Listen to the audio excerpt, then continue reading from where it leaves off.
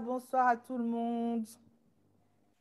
Je suis vraiment contente de vous recevoir, d'être devant vous encore ce soir. Et aujourd'hui, nous allons passer encore de très bons moments, comme d'habitude, d'ailleurs, comme tous les jeudis et lundis. Et aujourd'hui, nous avons des invités particuliers, des personnes chères à mon cœur. Et comme je vous dis toujours, qu'on choisit toujours la crème de la crème, on choisit toujours le meilleur pour vous présenter de bonnes choses. Et pendant tout ce mois de juin, nous sommes en train de parler des valeurs du mariage. Et aujourd'hui encore, nous avons un couple, comme je disais au début, cher à mon cœur, c'est l'apôtre Narcisse Magila et sa très belle épouse, maman Grace Magila. Ils sont déjà avec nous, donc je crois qu'on va déjà les saluer pour les recevoir avant que je commence à aller plus loin dans ce que je suis en train de dire. Donc bonjour, bonsoir apôtre et bonsoir maman Grace. Bonsoir, bonsoir Mabelinda, bonsoir. J'espère que tout le monde entend très bien. Est-ce que le son est bon pour les personnes qui sont en direct? Vous pouvez juste nous faire un signe pour nous dire que vous m'entendez bien et que vous entendez bien l'apôtre Narcisse et maman Grace. Vous pouvez juste nous faire des petits signes pour nous préciser que vous nous entendez bien. Sinon, on va essayer d'arranger avec le son. Donc, voilà, je suis en train d'attendre vos signes. Et pendant que je suis en train d'attendre vos signes, je vais vous demander aussi de cliquer sur le petit bouton partage. Comme ça, vous allez partager ça avec vos amis parce que ce qui va se dire aujourd'hui doit être entendu. Alors, s'il vous plaît, partagez, partagez, partagez. Comme ça, vos personnes, vos amis pourront voir et participer à tout ce qui va se dire. Et croyez-moi, aujourd'hui, vous allez bien manger. De toute façon, vous mangez toujours bien chez Talk with Lady Bear. Mais aujourd'hui, c'est spécial encore. Que Dieu vous bénisse tous. Continuez de partager et surtout, aimez la page d'Anne Aigle. Comme ça, à chaque fois, vous serez au courant quand il y a des directs comme ça. Alors aujourd'hui, comme je disais, nous avons des personnes chères à mon cœur. Je vais commencer d'abord, avant de commencer avec mes questions. Vous savez, je commence toujours avec des questions où on essaie d'abord de détendre un peu l'atmosphère pour essayer de connaître un peu les petites choses de nos invités. Mais je voudrais d'abord commencer par vous introduire les personnes que je reçois aujourd'hui. Alors, ça fait 6 ans que l'apôtre Narcisse est marié à maman Grace. Et de cette union sont nés 2 enfants, 2 beaux enfants. Ils n'ont pas précisé, mais je précise parce que je les connais personnellement, Narcia et Michael Magila. Et ça fait ils sont mariés depuis 6 ans, mais ça fait 10 ans qu'ils sont ensemble et 10 ans depuis qu'ils se connaissent, depuis leur première rencontre. Ils servent le Seigneur ensemble comme couple pastoral à l'église du plein évangile Rama Pretoria. Mais j'aimerais savoir, est-ce que nous avons des personnes de Pretoria? Nous avons des personnes de Pretoria en ligne. Je voudrais savoir si Pretoria est quand même représenté parmi nous. Est-ce que Pretoria est bien représenté? Donc, je vais commencer sans plus tarder. Apôtre Narcisse, maman Grace, soyez les bienvenus. Vous êtes tout beau et tout frais. Merci beaucoup. Alors, ce que je vais faire, c'est que je vais commencer avec comme une forme de petit jeu introductif qui va poser quelques questions. Je vais commencer directement avec la première question. C'est qui est la personne la plus ordonnée de votre couple? Ordonné. Ordonné. La question est posée. Donc, vous répondez, chacun montre le doigt à l'autre. Si c'est maman Grace qui est la personne la plus ordonnée, elle dit c'est moi. Si c'est l'apôtre aussi peut dire que c'est maman Grace, ou alors vous montrez le doigt à l'opposé. Donc, qui est la personne la plus ordonnée en général à la maison? En fait, le deux, nous tous deux. Ok, le regard de maman Grace, là, on dit long, hein? Nous tous Qui est la personne la plus marrante dans votre couple? Qui fait plus de blagues, la plus amusante de votre couple? C'est moi. Mais moi, je te mets. J'espère que c'est nous deux. Nous deux. Ah, ok. Et Et- qui est la personne qui danse le mieux? Nous deux, on ne sait pas danser. Ah, Ouais. mais moi, je la dépasse alors. Non. Personne ne danse. Peut-être Narcia danse mieux que nous. Bon, moi, j'essaye, étant donné que je suis musicien. Maintenant, je n'ai jamais toujours été d'accord avec mes danses, donc je n'en tiens pas rigueur. Non, non, non. Mm. On va prendre- Ok. Et qui est la personne la plus jalouse, la plus possessive? Possessive, la personne la plus possessive entre vous deux.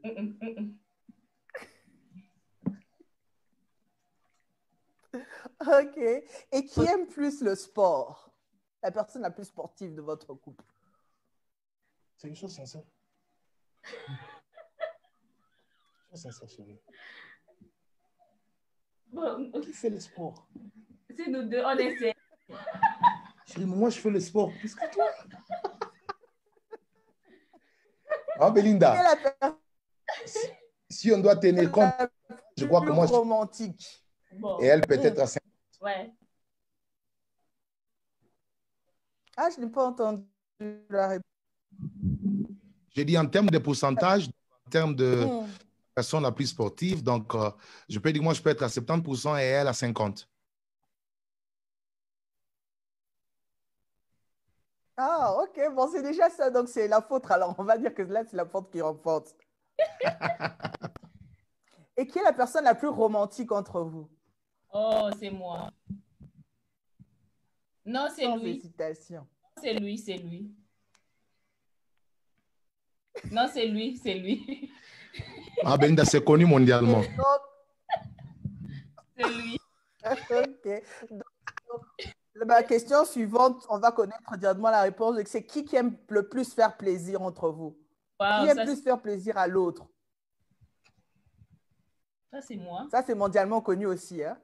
Bon, en fait, OK, je crois qu'on doit se citer parce qu'on le fait mutuellement, mais elle aussi est forte.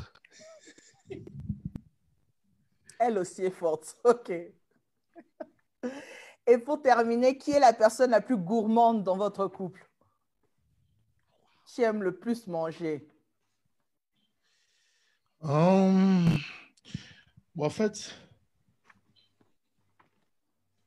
Bon, en fait, comment tu trouves? Ah, Belinda. J'aime trop comment vous répondez. Donc, En fait, on mange et puis on mange pas. Parfois, on mange et puis on mange pas. Donc, la réponse est ci ou ça. la réponse est compliquée. Je vois quelqu'un qui a écrit ici maman, alors j'ai dit c'est moi. OK. Alors, ce qu'on va faire, c'est qu'on va directement entrer dans le vif de notre sujet. Okay. Aujourd'hui, nous sommes en train de parler d'un sujet très délicat et très important qui concerne les mariages en général. Okay. Et c'est quelque chose qui se vit dans plusieurs domaines dans nos vies, ce dont on va parler, parce que c'est vaincre les combats spirituels. Mais parce que nous sommes aujourd'hui dans le contexte du mariage, nous allons parler de vaincre des combats spirituels dans le mariage. Mais avant d'entrer dans vaincre le combat spirituel, je voudrais de prime abord commencer comme ça. Qu'est-ce que le combat spirituel? Parce que je sais, je vous ai pris aussi pour ça, parce que je sais que c'est vraiment votre domaine. Mais qu'est-ce qu'est le combat spirituel avant que nous entrons dans le vif du sujet? De quoi est-ce qu'on est en train de parler quand on parle du combat spirituel? OK, merci. Moi, Belinda, vous me permettez d'allumer déjà la machine? Oui, oui. Merci. Quand je parle de la machine, je parle du démarrage. Merci. Oui, oui, oui, oui. Démarrons, partons. Merci. Voilà, qu'est-ce que le combat spirituel? Mhm. Je crois que pour mieux définir le combat spirituel, nous devons le prendre sous, disons, deux angles.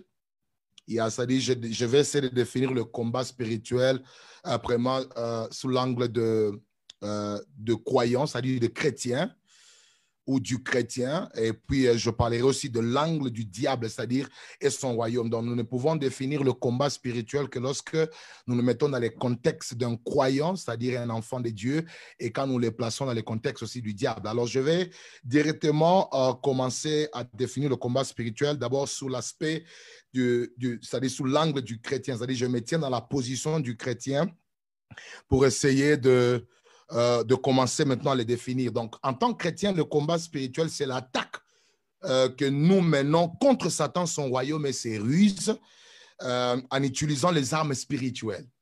Donc, quand je parle du combat spirituel, c'est une forme d'attaque que nous, les chrétiens, nous menons contre le diable, ses œuvres et son royaume en utilisant les armes spirituelles. Vous voyez, Ephésiens chapitre 6, verset 11 à 12 dit « Revêtez-vous de toutes les armes de Dieu afin de pouvoir tenir contre le ruse du diable, car nous n'avons pas à combattre contre la chair et le sang, mais contre le principauté. » Donc, vous comprenez que le combat spirituel, c'est cette attaque-là que nous menons contre Satan. Et la Bible nous donne 2 Corinthiens 10, 4 qui dit « Car les armes avec lesquelles nous combattons ne sont pas spirituelles. » Ouais, donc là, je suis dans le contexte, disons, du chrétien.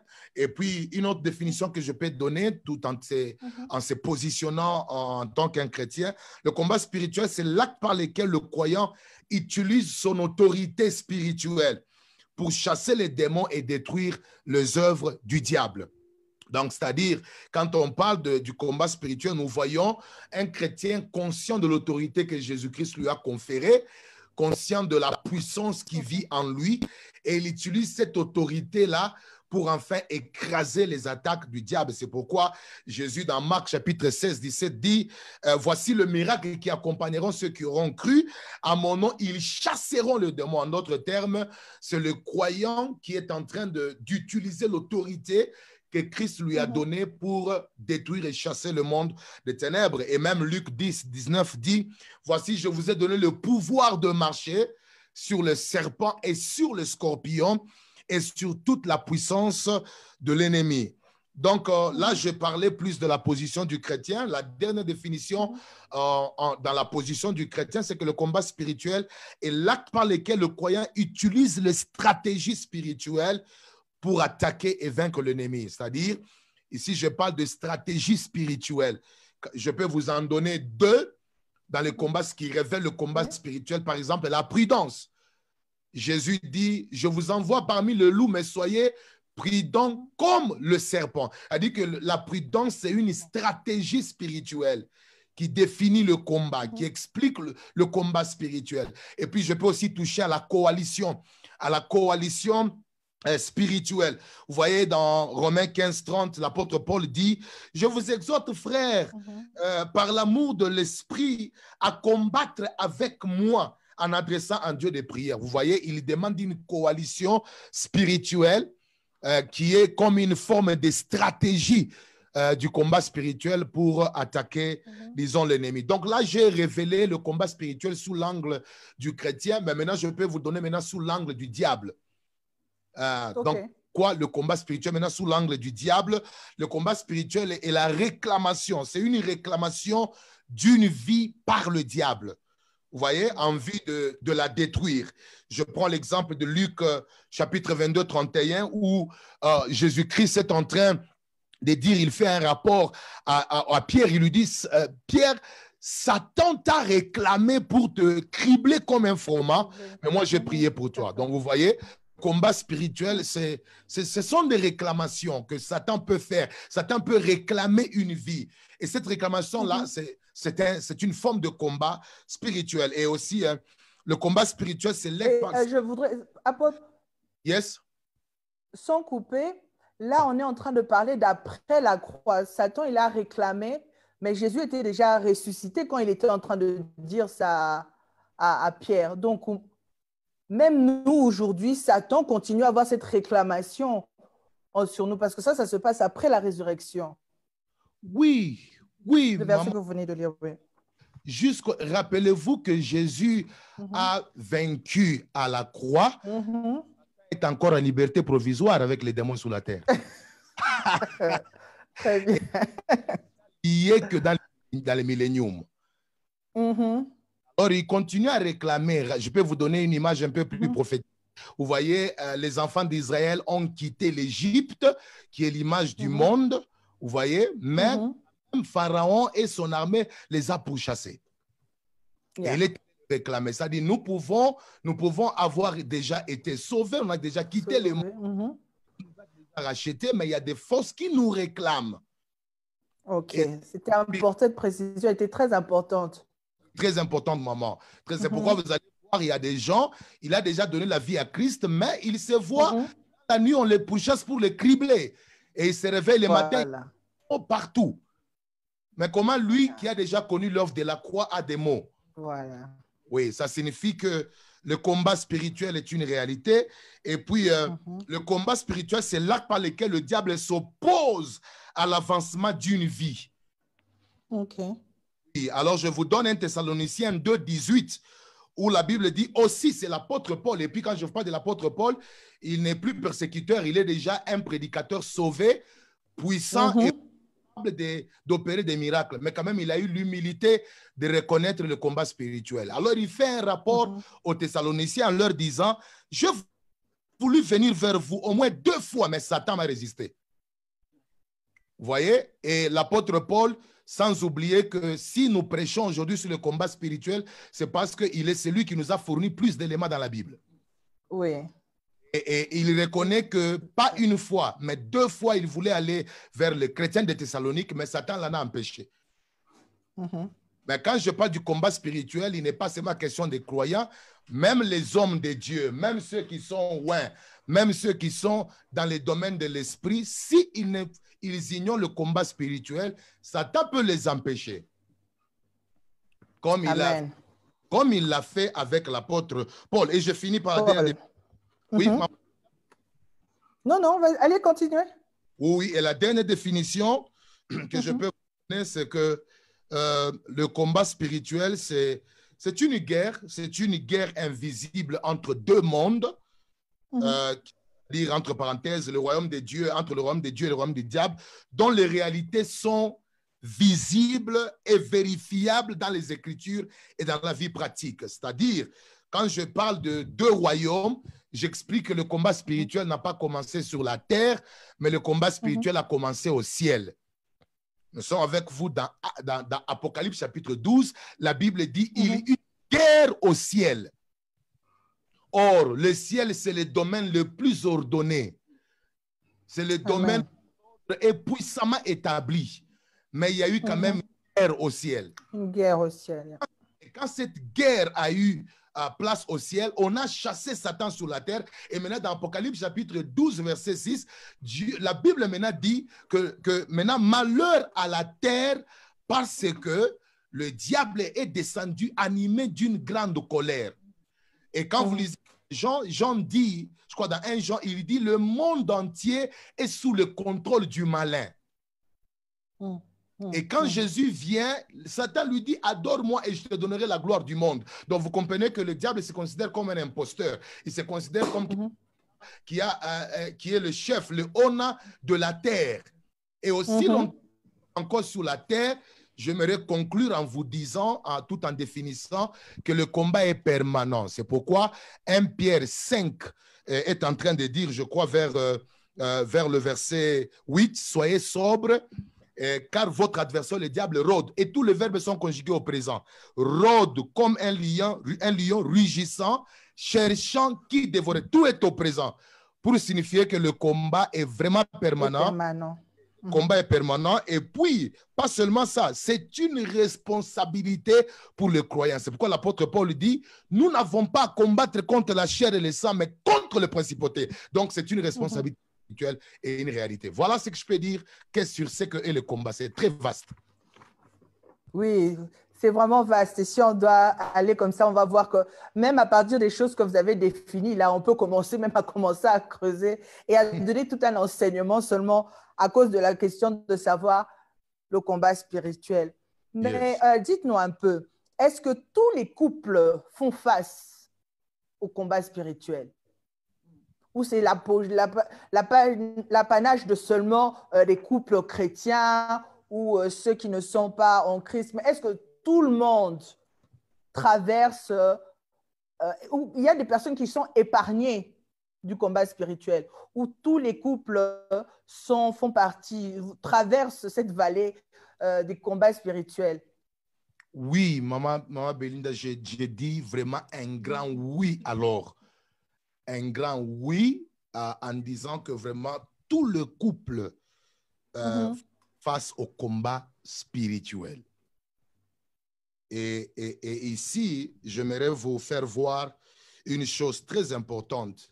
Pourquoi je dis cela? C'est parce que le couple est la cible principale du diable. OK.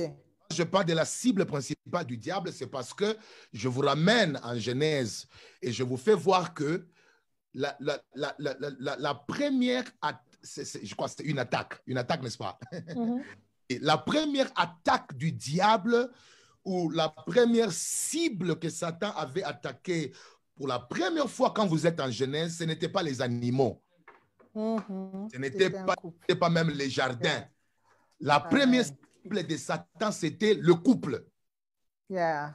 Premier couple. C'est-à-dire que chacun de nous doit savoir, là où il y a union, là où il y a le couple, l'ennemi a un œil dessus. Il a l'œil. Amen. Je m'explique, c'est parce que détruire un couple ou détruire un couple, c'est retarder et influencer négativement plusieurs générations. OK. Le diable connaît ça. Regardez, juste parce que le serpent a attaqué le premier couple, la Bible conclut que tout celui qui est né de la femme est sous la malédiction du péché. Comment c'est fait? Personne est sous la malédiction du péché. C'est parce qu'un serpent avait attaqué le premier couple et il a causé des dégâts relationnels. OK. Donc le diable a beaucoup d'intérêt à attaquer le couple parce qu'il sait que s'il attaque un couple, il sait que pas seulement qu'il peut détruire les générations, mais il comprend que chaque couple a une destinée prophétique à accomplir. Ce n'est pas pour rien que Dieu permet que quelqu'un soit ensemble avec un homme avec une femme ensemble. Merci aussi de préciser un homme et une femme ensemble. Parce que de nos jours, la polémique peut aller, mais c'est important de dire un homme et une femme ensemble. Oui, je parle de chaque couple uni par Dieu. Hein? Amen. Voilà, chaque couple vraiment uni par Dieu. Vous savez, maman, il y a des couples qui se sont unis, ils n'ont pas écouté Dieu parler, mais le Seigneur a opéré derrière les circonstances pour les unir. OK. Vous avez Esther, c'est le seul livre où le nom de Dieu n'est pas cité. OK. Événement pour travailler. Et Dieu n'avait jamais dit à Esther que ton mari c'est le roi. Mais Dieu a derrière les circonstances, derrière les événements pour les unir. Donc il y a des gens qui sont ensemble, c'est Dieu qui les a unis. Comprenez? Et le diable tient toujours, sachant qu'il y a des destinées qui ne peuvent s'accomplir qu'en couple parce que, rappelez-vous, le couple est considéré comme le berceau, il est considéré comme la matrice, la source des dégénérations. Alors le diable c'est toujours pour attaquer la source parce qu'il sait que dès que la qualité d'un couple est mauvaise, il peut influencer la descendance. OK. Donc, tous les couples font face, et en particulier d'abord le chrétien, ils font face à des attaques terribles dans le monde des ténèbres. Amen. Et c'est vraiment important. C'est pour ça que ce sujet concerne toutes les personnes qui nous suivent en ce moment. Vous aspirez au mariage. Vous n'êtes pas encore marié. Vous êtes marié. Cela vous concerne. Ce dont on est en train de parler aujourd'hui vous concerne. Alors, ce que je vais encore dire avant que nous n'allions plus loin, c'est partager cette vidéo, partager ce direct, partager ce live. taguez vos amis, taguez les futurs fiancés ou les fiancés ou les personnes mariées que vous connaissez. Taguez-les parce que nous sommes en train de parler des choses très sérieuses qui nous concernent tous. Donc, apôtre, Yes. dites-moi un peu, comment est-ce qu'on peut voir, quels sont les signes révélateurs, par exemple, dans un couple qui montrent qu'ici, il y a combat?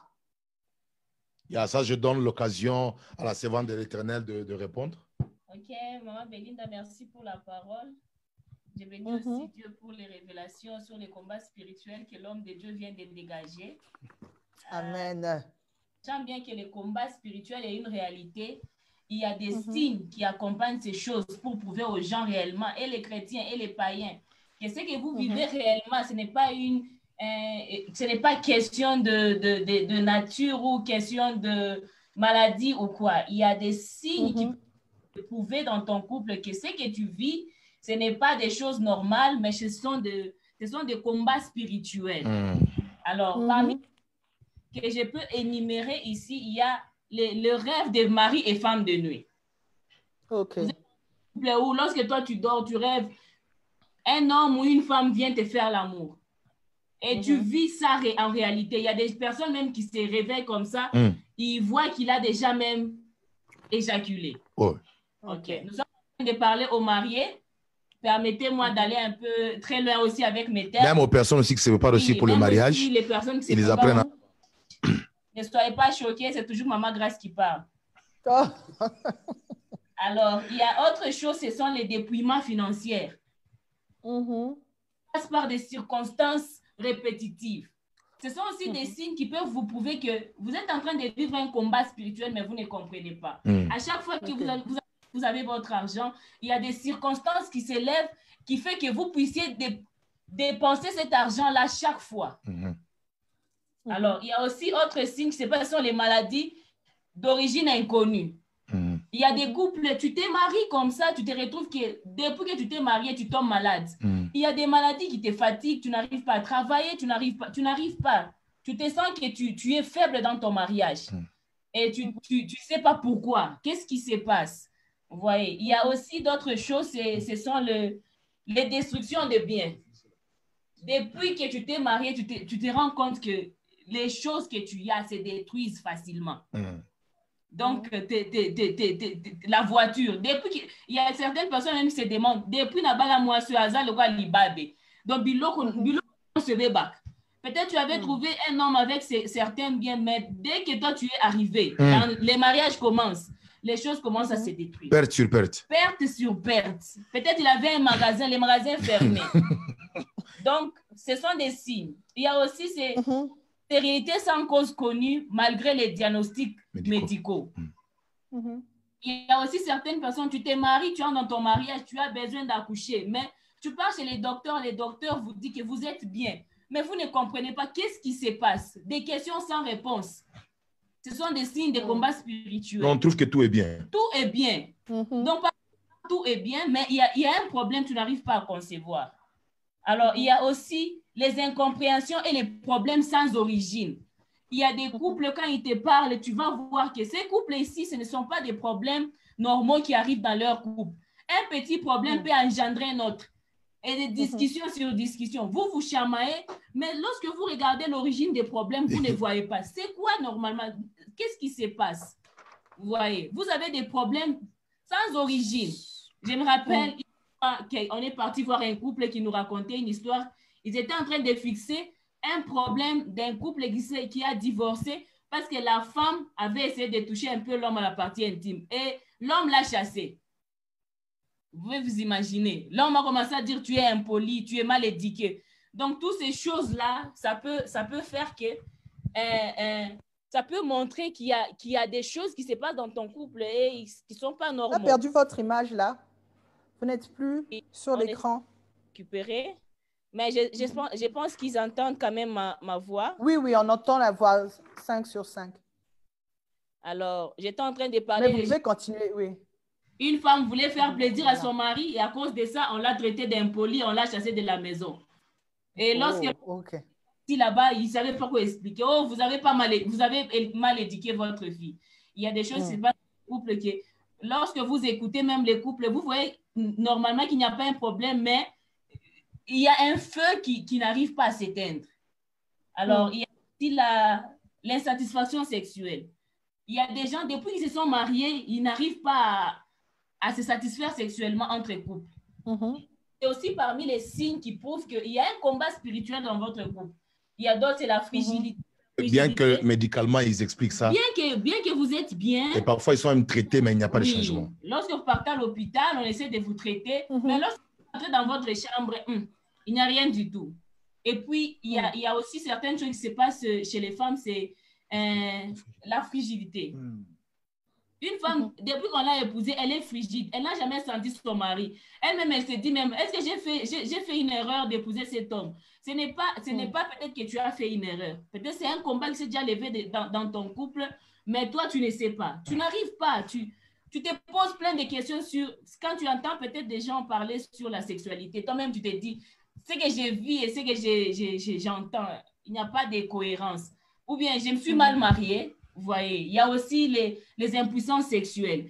Il y a aussi des hommes qui sont dans des couples, mais qui expérimentent les impuissances sexuelles dans une manière où quand il est dehors, ça va.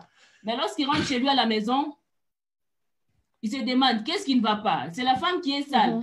Que la femme est propre, les lits, une bonne chambre. Bon, qu'est-ce qui ne va pas? Les questions là sans réponse, ce sont des signes qu'il y a quelque chose qui doit être dépouillé là-bas. C'est la phrase, les questions. Les questions sans réponse. Ça, c'est vraiment important. Oui. Donc, pour enchérir un peu au niveau des impuissances, moi, dans mon ministère, j'ai eu à faire beaucoup de cas de délivrance des hommes impuissants. Ouais, c'est-à-dire, j'ai eu à traiter des cas où, par exemple, je donne un témoignage d'un homme qui a fait beaucoup de temps avec l'impuissance sexuelle dans le mariage.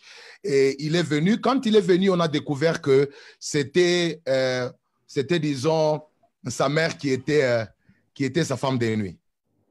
Quand on fait la délivrance, je m'excuse pour mes enfants qui sont en train de me suivre, mais comprenez, c'est là que vous êtes en train d'aller. Et en pleine délivrance, l'homme a connu la restauration.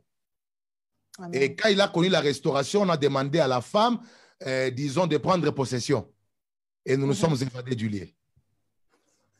Amen. Évoluons. Et il y a eu quand même des cadeaux, des remerciements, et vraiment au vrai sens du mot, quoi. Des offrandes.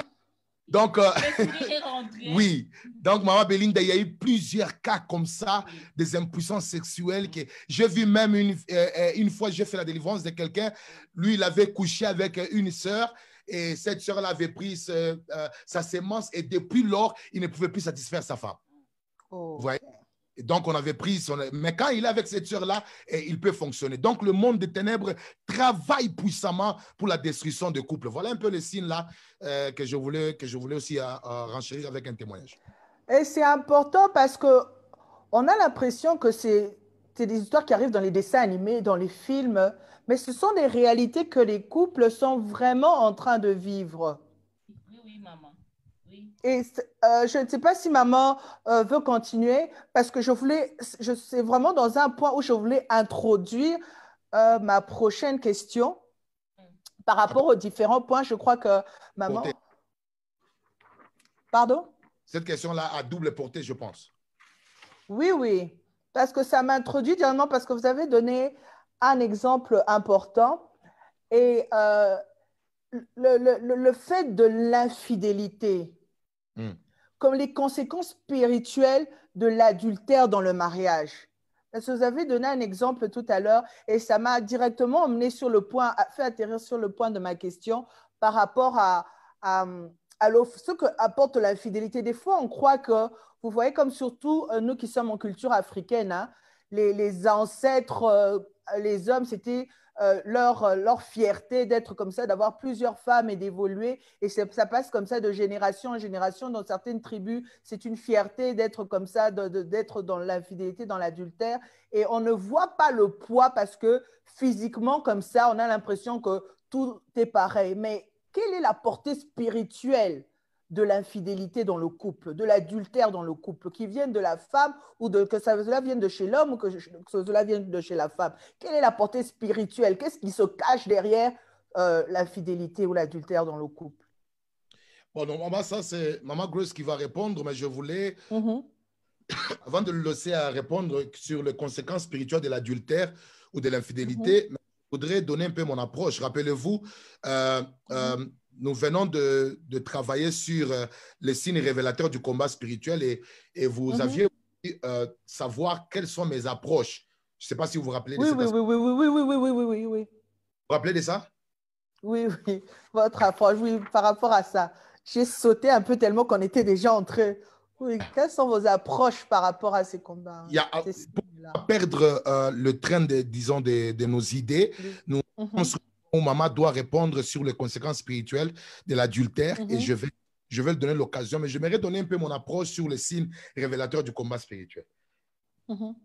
Disons, je vais me baser sur le verset de Genèse chapitre 2, 24 à 25.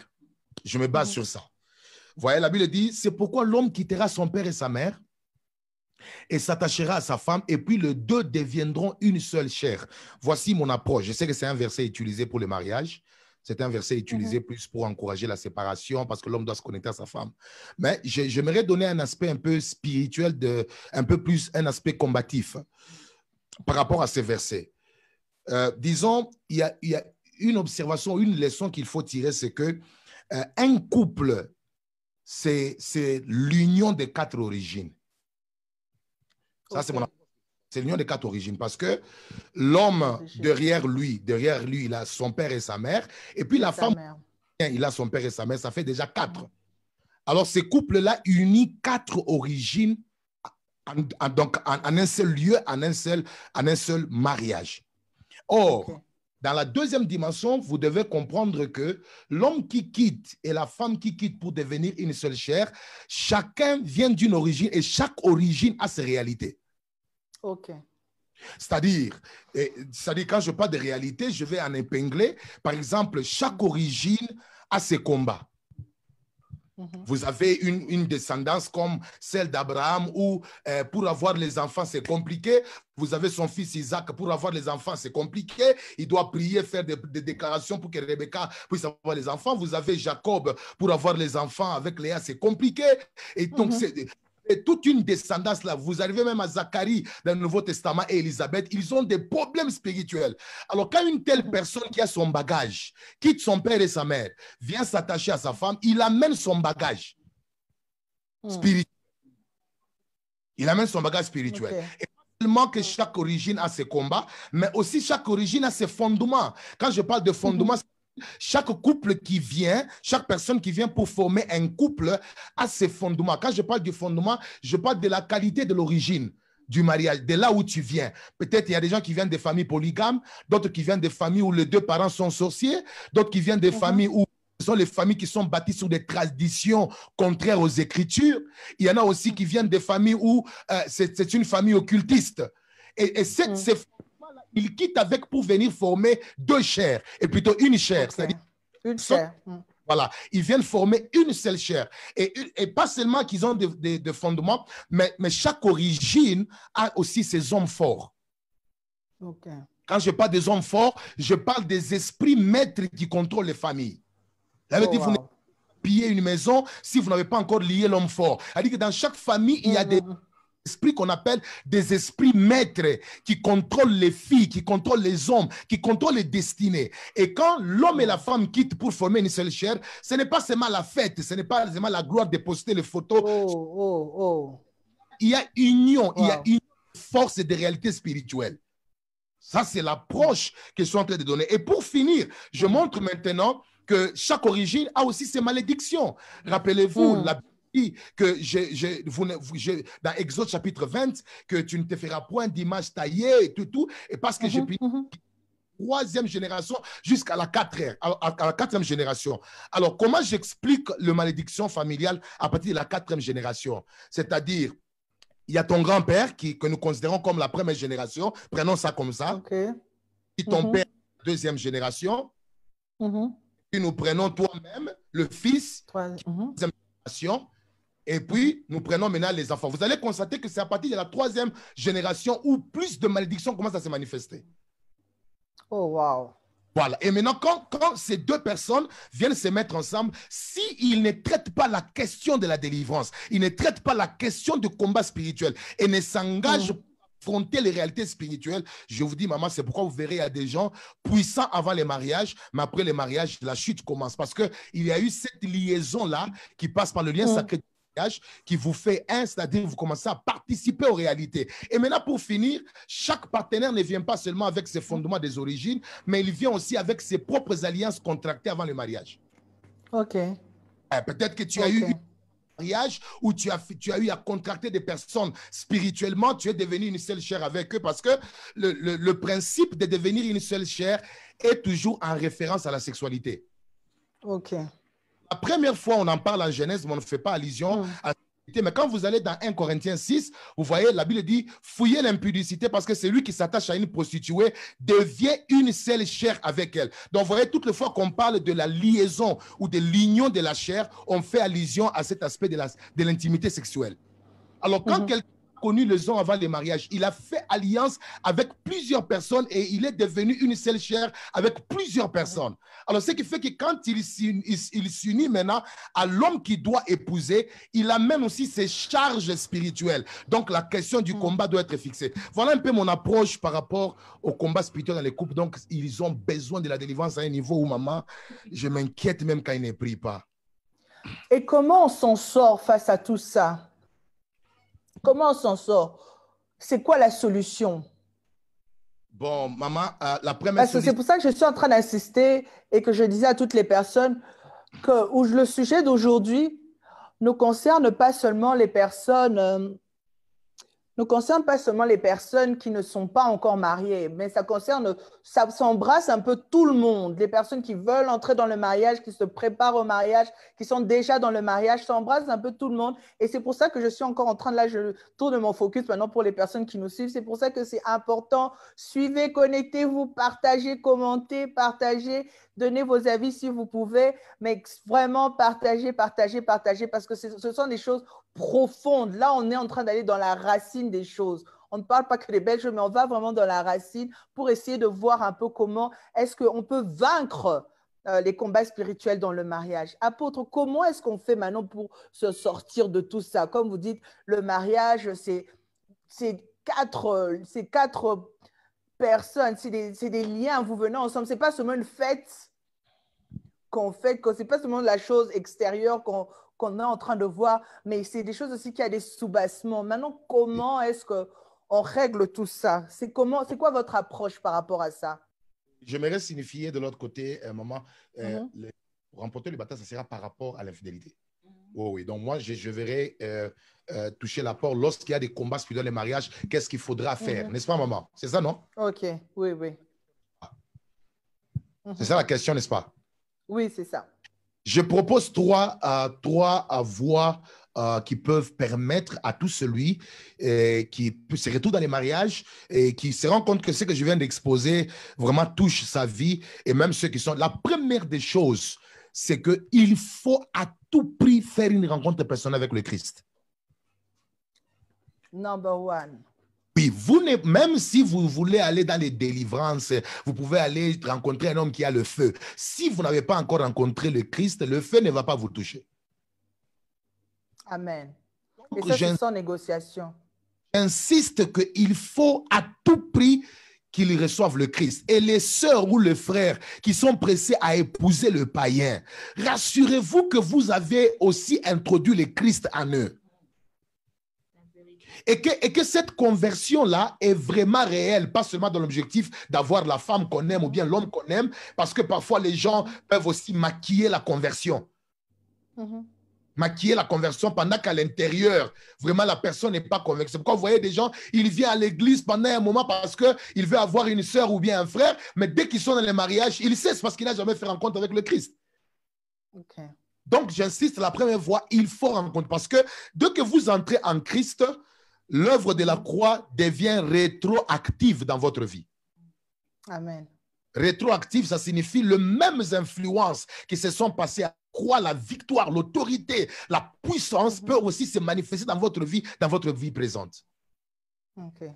Vous voyez? Donc, ça, c'est la première des choses. Et la deuxième des choses, je ne vais pas beaucoup plus toucher à cela. Je touche un peu à la repentance, mais je ne vais pas beaucoup aller en profondeur sur ça parce que maman va en parler en profondeur sur ça. Okay. C'est-à-dire la confession. Et je laisse ça, mais j'insiste sur la délivrance. Il faudrait qu'avant que les deux personnes ne se marient, passent par la délivrance. Mais maintenant que vous êtes déjà mariés, vous devez chercher la délivrance. Il faut chercher la délivrance. Vous savez, Maman Belinda, aujourd'hui, les gens, ils veulent prendre Dieu comme un féticheur. Je veux aujourd'hui déjà le même jour. Pas, tout est clôturé. La délivrance est progressive. Et il faut la poursuivre. Il faut la poursuivre. Il faut être patiente. Il faut être patient dans la poursuite de votre délivrance. Et c'est très, très important. Très important. On va donner d'autres éléments à la fin qu'on va toucher un peu plus tard. Mais voilà un peu les quelques éléments que je peux vous proposer pour quitter de cette situation négative. Et quand je parle de la délivrance, je parle vraiment d'une délivrance réelle, suivie et aussi très spécifique. Très spécifique. Maman Grace. Oui, maman. Maintenant, nous pouvons aller à votre question. Ah, OK. Quelles sont les conséquences spirituelles de l'adultère? Oui. Ouais. J'aimerais commencer d'abord par dire une chose. Lorsque vous avez vu, lorsque Dieu a créé l'homme et la femme, ce n'était pas pour le but que les deux personnes vivent ensemble dans la souffrance. C'est pourquoi il a dit, il a mentionné les bonheurs comme une femme. Vous voyez? Alors, donc, les deux, normalement, doivent vivre les bonheurs dans les mariages. OK. Dieu n'a pas créé un mariage où les choses se détruisent, se détériorent, où les gens vivent des choses impossibles. Lorsque vous voyez quelqu'un d'autre qui définit les mariages, vous allez voir comme si, à partir de ses blessures internes, il peut vous dire que c'est l'enfer, parce qu'il a vu ça quelque chose. Mais ce n'était pas ça le but de Dieu. Maintenant, c'est qu'il y a... Lorsque les deux personnes se marient et ils arrivent dans les couples, ils commencent maintenant à se tromper. Okay. Les conséquences maintenant qui arrivent lorsque vous vous trompez, les conséquences qui peuvent t'arriver, toi tu m'écoutes, lorsque tu trompes ton mari ou ta femme, regarde ce qui peut t'arriver dans ton couple. Il y aura les blocages, pas seulement financiers, mais dans tous les aspects. Amen. Godipa. Tu peux vivre les blocages dans une manière où toi-même tu te dis, qu'est-ce qui se passe? Or que c'est une porte que tu avais ouverte parce que tu étais sorti avec une dame. Parce que c'est dans un lieu du mariage. Okay. Il y a d'autres choses, ce sont les possessions. Vous pouvez vous faire posséder. Parce que tu ne sais pas l'alliance que tu es en train de tisser dehors. La personne avec qui tu couches. Quels sont ces combats? Quelles sont ces influences spirituelles? Donc, tu ne sais pas avec qui tu partages ton intimité. Et lorsque tu rentres encore et partager avec ta femme, vous vivez des choses que vous ne comprenez pas dans les couples. Vous pouvez être possédé. Et lorsqu'un couple est possédé, c'est vraiment un ring de John Cena et je ne sais pas quel catcheur encore. Donc, c'est avec Lita. Donc, c'est les deux ensemble lorsque vous êtes possédés. C'est pourquoi vous allez voir, vous avez des problèmes, des oppressions. Donc, les esprits qui contrôlaient la fille là vous oppressent maintenant dans votre couple. Il y a autre chose aussi, ce sont les maladies physiques dont l'origine est démoniaque. Voilà. Nous voyons certains couples, dès qu'ils quittent de sa maison pour aller dehors, lorsqu'il va rentrer, il aura des maladies qui ne vont pas se faire traiter. OK. Aller même à l'hôpital, j'ai vu des hommes souffrir avec des infections qui ne finissent pas. Qui ne finissaient pas.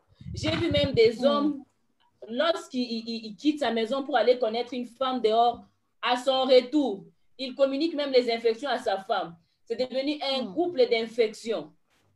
Les infections qui ne finissent pas, il les monte pour aller se faire soigner, consulter. Il n'y a jamais eu de réponse ni de remède.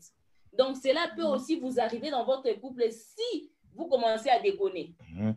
Alors, il y a aussi autre chose, c'est la mort physique. Oui, mort prématurée. La mort prématurée. Vous pouvez être là, tu ne sais pas, tu as fait ça par plaisir, par ignorance, mais tu peux faire tuer ta femme. Oui. Parce que nous, on a vécu des choses telles que l'homme est parti coucher avec une sorcière et la sorcière a fait un effort pour tuer la femme. Ok. Oui, donc, pas seulement ça. Lorsque vous regardez, lorsque Dieu avait dit à Adam de ne pas manger les fruits, il avait dit que les jours où vous mangerez, vous mourrez. Ce n'était pas une mort physique. Ils étaient restés, mais ils étaient morts spirituellement. Donc, la mort spirituelle peut entrer dans votre maison. Vous priez. C'est pourquoi il y a certains couples, lorsqu'ils vous expliquent leurs problèmes, on a des problèmes qui ne finissent pas. On prie beaucoup. On ne voit pas de solutions. Donc, spirituellement, elle est déjà mort. Vous comprenez? C'est une maison morte. Donc, Dieu ne voit pas. Parce que même la Bible dit quoi? Dieu n'écoute pas la prière des Dieu. Il n'y a pas de barrière entre...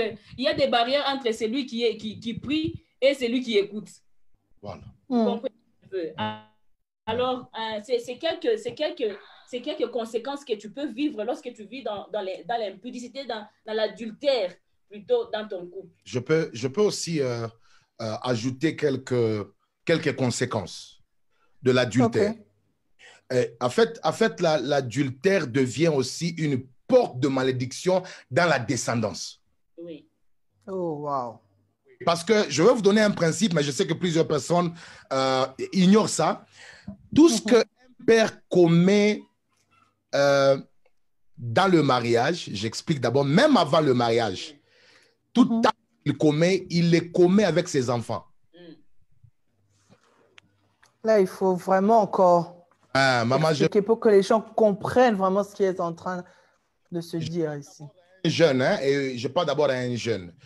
Et puis, je vais expliquer comment ça affecte la descendance. Vous voyez, là, il y a un verset qui dit que Lévi ne donnait pas la dîme parce qu'il avait déjà donné lorsqu'il était encore dans les reins d'Abraham. Oui. Vous voyez, maman? Comment se fait... Maintenant, essayons de compter les générations. Lévi est de la 40e génération. Lévi, c'est la 3e parce que Abraham met au monde Isaac et puis Isaac met au monde Ésaü et Jacob et c'est Lévi sort.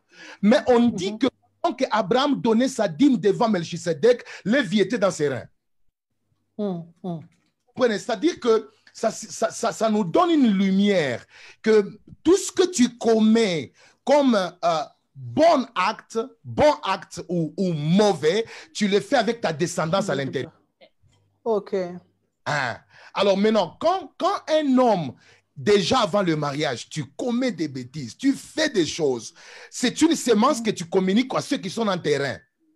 En terrain. Semence qui est présent. Tu fais des bonnes choses, tu communiques aussi cela à tes enfants. Oui. Tu fais de mauvaises choses, ça affecte aussi la... C'est pourquoi vous verrez, un adultère produit aussi au monde des enfants qui ont cette semence, s'ils ne se font pas délivrer, s'ils ne choisissent pas la voie de Dieu, s'ils ne se dédient pas au Seigneur. Parce que c'est ils assistaient à l'adultère pendant qu'ils étaient en forme de semence. Et surtout les enfants qui ont eu des pères infidèles dans les mariages. Dans les mariages. Maintenant, je vais expliquer. Là je vous en... rien. Oui, mais non. Parce que l'image était partie à la repas. Okay, oui. Mais maintenant, maman Belinda, voyez maintenant, quand un homme commet l'adultère, il fait entrer les esprits dans la famille. Ok. Il fait entrer les esprits dans la famille et dans la maison. Et ces esprits-là peuvent entrer et commencer à influencer les enfants à reproduire le double de ces... Parce que vous voyez, vous regardez un peu, David a commis l'adultère avec Uri, mais vous connaissez la conséquence de cela? Maintenant, son fils à lui est allé récupérer toutes les femmes de son père et puis toutes les femmes de son père et puis il a couché avec eux publiquement. En plein air. C'est-à-dire que quand vous commettez l'adultère, sachez que votre descendance va multiplier vos exploits dans un mauvais sens. Parce que ce sont des esprits qui entrent dans la famille. Et surtout si les enfants n'ont pas encore reçu Christ, ils sont fragiles aux influences démoniaques que vous apportez dans la maison par votre infidélité. Je vous donne un témoignage.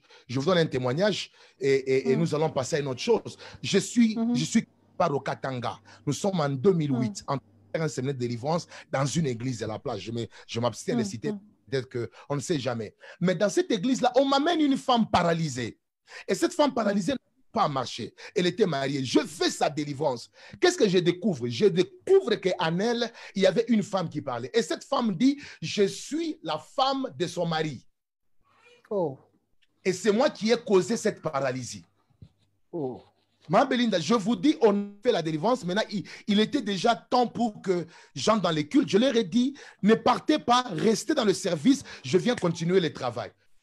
Je quitte m'échanger à l'hôtel. Quand je reviens, vous savez ce qui se passe? Qu'est-ce qui se passe? Dites-nous. Belinda, on apprend que la femme est morte. Voilà.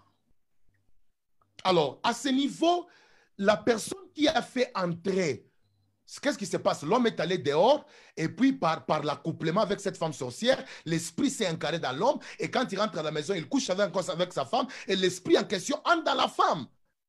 Donc vous voyez, cette mort ne peut pas toucher seulement toi-même qui commets l'adultère, mais tu peux même précipiter ta femme. Même les enfants dans la maison. Vous voyez, donc l'adultère a des conséquences terribles dans la vie. Il ne faut pas tomber dans ces pièges-là. Il n'y a rien de nouveau chez l'homme. Il n'y a rien. Il n'y a rien de nouveau. Même si on regarde plusieurs hommes qui sont tombés, Maman Belinda, plusieurs hommes de Dieu, nous allons constater que pour se relever, ce n'est pas facile. Parce que d'abord, il ne va pas accepter qu'on les délivre. Vous voyez? Il perd tout, son église, il perd les membres, il perd tout, et les chaos entrent. Le grand problème de certains hommes de Dieu, de croyants, qui refusent de se faire traiter quand ils sont tombés dans l'adultère, ils tiennent compte de leur personnalité, ils tiennent compte de ce que les gens vont dire. Mais écoutez, Dieu qui appelle certaines personnes réellement au ministère de délivrance, il leur accorde aussi l'esprit de discrétion. Tu es là, tu es un homme de Dieu, tu m'entends, tu es quelqu'un de connu, mais tu es tombé dans l'adultère. Je t'informe qu'il te faut la délivrance. Tu négliges ça, c'est un problème qui va te détruire et qui va t'enfoncer. À coup sûr. Ça ne pardonne pas. Oui. Et comme je demandais votre approche, c'est la délivrance. Ici, il n'y a pas match. On ne discute pas dessus. On discute pas. Le seul moyen pour remédier à ce problème, quand on a parlé par rapport de l'adultère, le seul moyen de remédier à ce problème, c'est de passer par la repentance. Par la délivrance. Oui. Alors, maman peut donner quelques... Comment remporter? Je crois qu'il y a une question qui avance, n'est-ce pas? Oui, il y a une question qui avance, mais laissez-moi, je voulais quand même poser une question à maman parce qu'il y avait un point important que je voulais aussi souligner quand elle parlait des différentes causes, comment est-ce qu'on pouvait localiser, si je peux dire ça comme ça, qu'il y a attaque spirituelle dans le couple. Elle a parlé de la stérilité. Et je sais que maman Grace travaille beaucoup dans le domaine de elle travaille beaucoup avec les femmes dans le domaine de la stérilité. Est-ce que vous pouvez nous donner un peu des points comme ça, nous expliquer un peu comment est-ce que la stérilité devient un combat spirituel encore? Et comment est-ce que vous avez remédié avec certains cas? Parce que je sais que vous avez suivi plusieurs femmes comme ça et qui ont donné naissance après. Comment est-ce que les choses se sont passées? Comment est-ce que vous détectez, entre guillemets, qu'ici, là, c'est un combat spirituel et comment les voies et moyens que vous utilisez par rapport aux femmes, par exemple, avec lesquelles vous travaillez, des exemples que vous pouvez partager avec nous comme ça? Ok, merci Maman Belinda. Il y a une chose que je voulais, avant de commencer, comprendre un peu sur les objectifs du diable. Lorsque le diable vient dans ta vie, il ne vient pas seulement pour détruire tes finances, il ne vient pas seulement pour te détruire. Le diable vise aussi beaucoup la maternité dans un couple.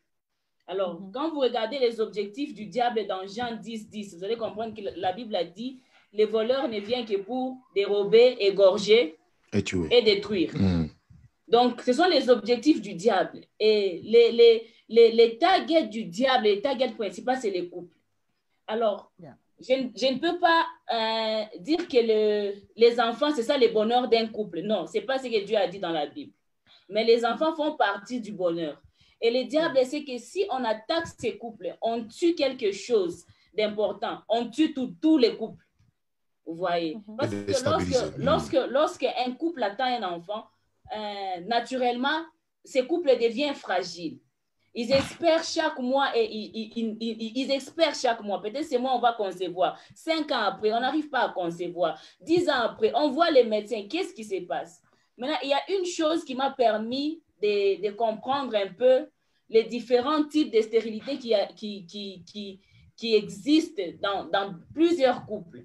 Alors, quand j'ai commencé le ministère ici de prier pour les femmes stériles, Dieu m'avait parlé.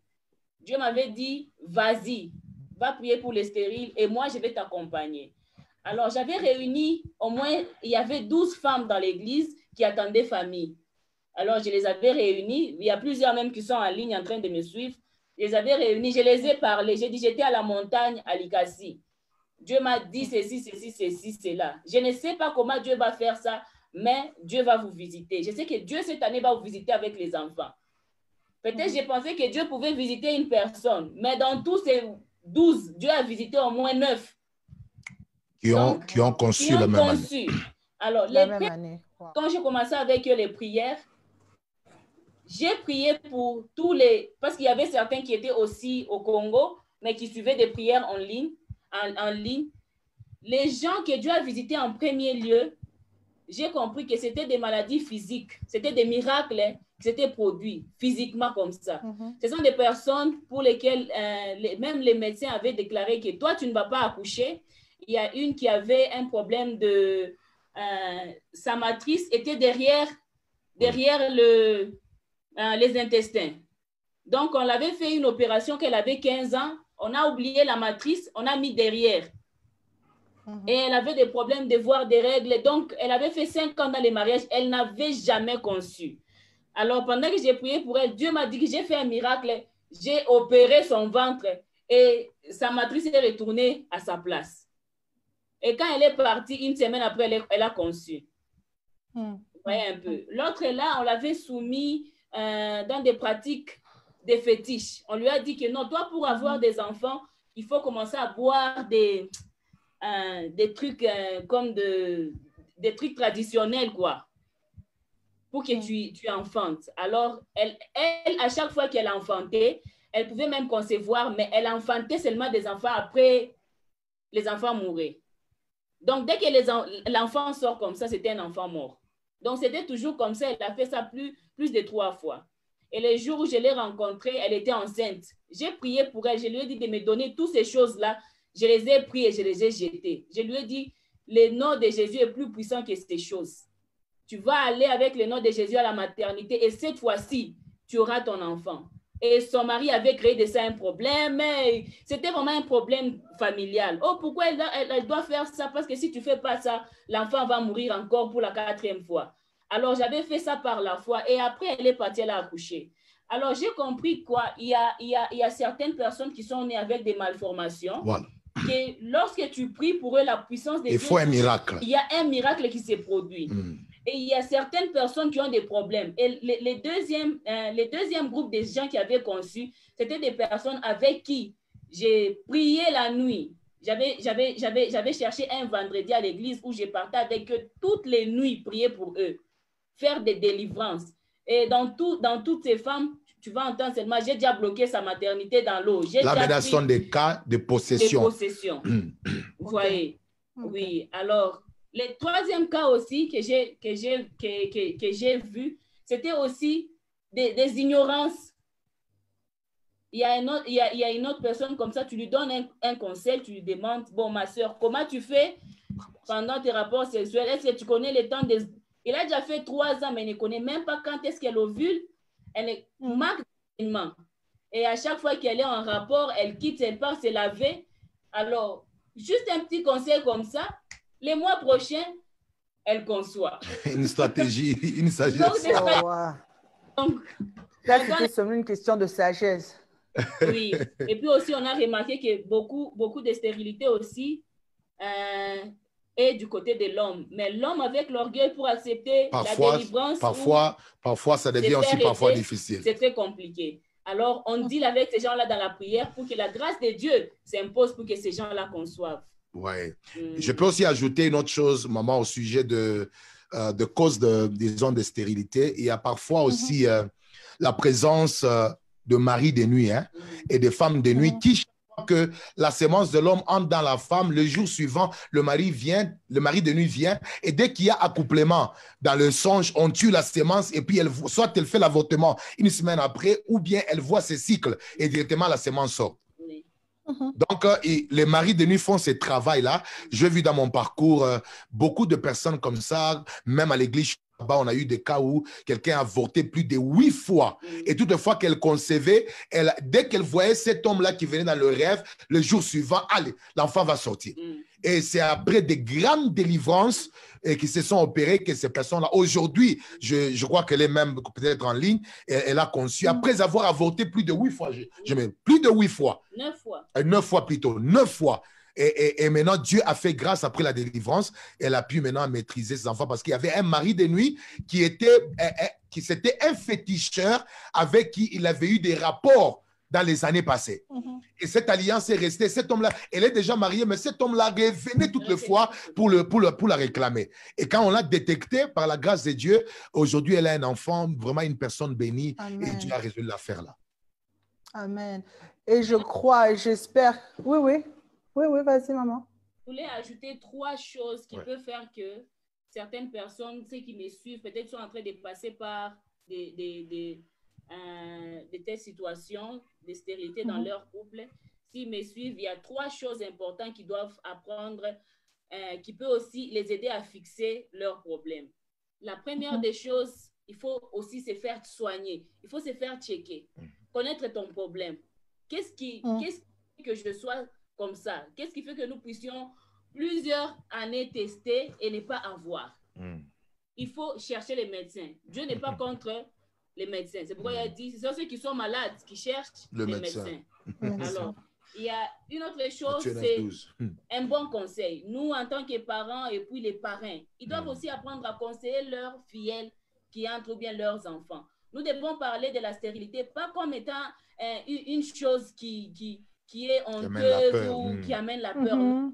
Des réalités vives. Lorsque vous regardez les stérilités de notre temps, c'est vraiment différent de nos parents. Nos parents entraient et accouchaient. Mais nous, pour accoucher, c'est vraiment un problème. Tu peux faire 6 ans, 7 ans, c'est après que tu as un enfant. Alors, toutes ces choses-là sont importantes. Et la troisième des choses, c'est la prière. Lorsque la prière intervient, donc, il y a quelque chose là-bas à fixer spirituellement. Ouais.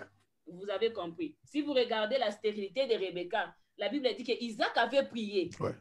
Vous avez vu. Il a prié pour sa femme. Isaac a prié. A rendu sa femme. Sans oublier que c'était un problème dans leur famille. C'était vraiment un problème. Mais Isaac avait compris que ces problèmes, si je ne l'amène pas à Dieu, ces problèmes ne seront pas résolus. Peut-être Rebecca allait faire beaucoup de temps sans accoucher. Et puis, si vous regardez, Rebecca, elle est la mère d'Israël. Vous comprenez un peu. Donc, il y avait une destinée qui était cachée.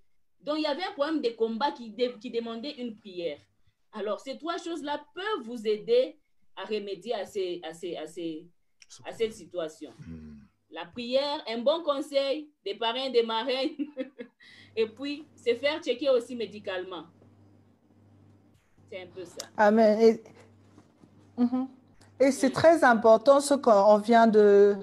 C'est très important ce qu'on vient de dire parce que, comme on disait au début, le diable, quand il attaque comme ça, c'est parce qu'il veut attaquer des générations. Et tu as parlé de Rebecca tout à l'heure, et dans Rebecca, il y avait tout Israël qui devait sortir. Et combien y a-t-il de Rebecca en ce moment en train de nous suivre et des Israël qui attendent quelque part? Et c'est vraiment important. Et j'espère que nous allons prier à la fin de ces moments. Nous allons prier.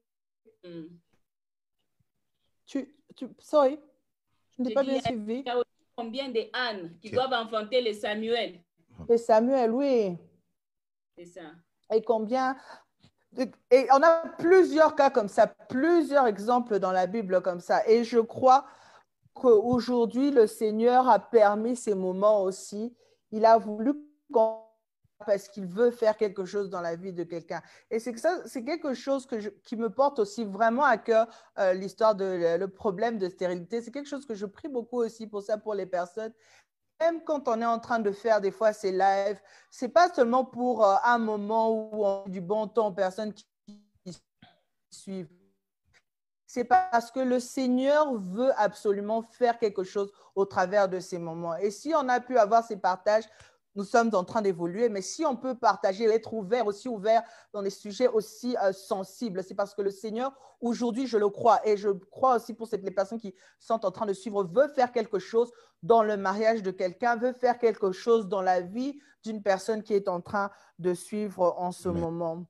Et on a touché comme ça par rapport au combat spirituel dans le mariage, on a touché à l'infidélité, on a touché à la stérilité. Mais il y a encore un point important qui est une porte ouverte dans les mariages et même dans les vies des personnes qui voudront entrer, enfin dans la vie de tout le monde en général, c'est la pornographie. Combien est-ce que la pornographie est une porte ouverte, devient une porte ouverte pour un combat spirituel dans la vie d'une personne et en ce qui nous concerne dans le mariage? Parce que des fois, les personnes peuvent penser, comme je disais tout à l'heure pour la stérilité, pour l'adultère, que bon, on a regardé un film, on a regardé une revue et puis les choses passent, ça n'a rien changé. Mais comment est-ce que cela, la pornographie, peut devenir une porte ouverte au diable dans la vie d'un couple ou d'une personne? Et je voudrais insister ici pour dire que certaines personnes peuvent penser que ça peut stimuler dans le couple, mais ça peut être aussi, non, pas ça peut être aussi, mais c'est une porte ouverte aussi pour le diable dans le couple. Comment est-ce que vous pouvez parler de ces choses? Voilà. Je veux essayer de faire un parallélisme par rapport au fondement des questions qu'on est en train de traiter, mais tout en répondant vraiment aux influences de la pornographie dans le mariage. Mais je crois que vous aviez eu aussi l'intention de voir si les conséquences de l'adultère ont un rapport aussi avec la pornographie. Je ne sais pas si vous vous rappelez. Oui. Voilà. Oui, donc je vais essayer de faire un parallélisme en montrant un peu les conséquences, les influences, quels sont les liens, les rapprochements un peu qu'il y a entre la pornographie et l'adultère. Oui, je vais essayer d'aller dans ce sens, mais ça va toucher en même moment à ceux qui sont encore célibataires et même à ceux qui sont dans les mariages et ceux qui sont tombés dans l'adultère. Donc, on va essayer d'aller avec ces trois approches-là dans le même sens, donc au même moment. Voilà, ce que je vais démontrer ici, c'est que la pornographie est une très mauvaise chose d'avance. Et pour celui qui n'est pas encore marié et pour ceux qui sont déjà mariés. C'est une très mauvaise chose. Alors maintenant, je vais vous montrer une chose. La pornographie vous suit comme l'adultère, à la seule différence où la pornographie vous suit mentalement. Il y a un problème là-bas? Merci. Patientez, nous allons changer la batterie. Donc, on est ensemble. Ah, OK. Je crois que les gens m'entendent déjà. Disons, oui, la pornographie vous suit. C'est-à-dire que la pornographie vous suit comme l'adultère, mais la seule différence où la pornographie vous suit mentalement, mais l'adultère vous suit aussi physiquement. OK. Vous voyez, pourquoi je dis ça vous suit mentalement, c'est parce que la Bible dit que celui qui convoite une femme, ou bien, elle a commis quoi? Elle a commis l'adultère avec elle dans sa pensée. Mais regardez, la personne que tu convoites peut ne pas être ta femme par la pornographie, mais c'est déjà une convoitise qui te fait commettre l'infidélité, rapport sexuel au niveau mental. Voilà, au niveau de la pensée. C'est-à-dire que spirituellement, vous devenez déjà souillé. Or, quand vous êtes souillé, votre pensée devient un milieu favorable à la prolifération des démons. OK. Oui, ça signifie que lorsque vous êtes souillé, facilement un démon peut vous pénétrer, facilement une oppression peut arriver, facilement le diable peut opérer et même vos prières ne seront pas exaucées. Donc, quand vous êtes souillé, vous êtes souillé. Et puis, non pas seulement ça, et vous voyez, quand je parle de l'adultère qui vous suit, la Bible dit que celui qui couche avec une prostituée devient celui qui commet le péché d'impudicité contre son propre corps. Okay. C'est à ce niveau où l'adultère suit votre corps. C'est-à-dire qu'à la seule différence où à la pornographie, c'est la pensée qui est souillée, mais à l'adultère, c'est le corps et tout votre être entier. Tout votre entier qui est souillé. Et puis une autre chose, c'est que la pornographie vous rend esclave des partenaires imaginaires. Une femme Une femme qui est à la télé. Voilà. Donc, ça vous rend esclave des partenaires imaginaires et qui contribuent parfois même à l'excitation dans les couples pour certaines personnes. Ils disent que voilà, pour mon excitation, je dois regarder la pornographie. Et même s'ils n'ont pas regardé ça, mais comme il a tellement regardé ça, cette image reste dans le cerveau. Et dans son esprit. Partenaire imaginaire. Et les parents qui donnent. Et il y a des parrains qui donnent le CD. Même certains mamans pasteurs. Voilà, même certaines servantes de l'Éternel qui conseillent aux gens que vous pouvez avoir la pornographie, vous pouvez regarder le film pornographique, mais cependant, vous faites en train d'essuyer. C'est-à-dire que vous êtes devenu une porte.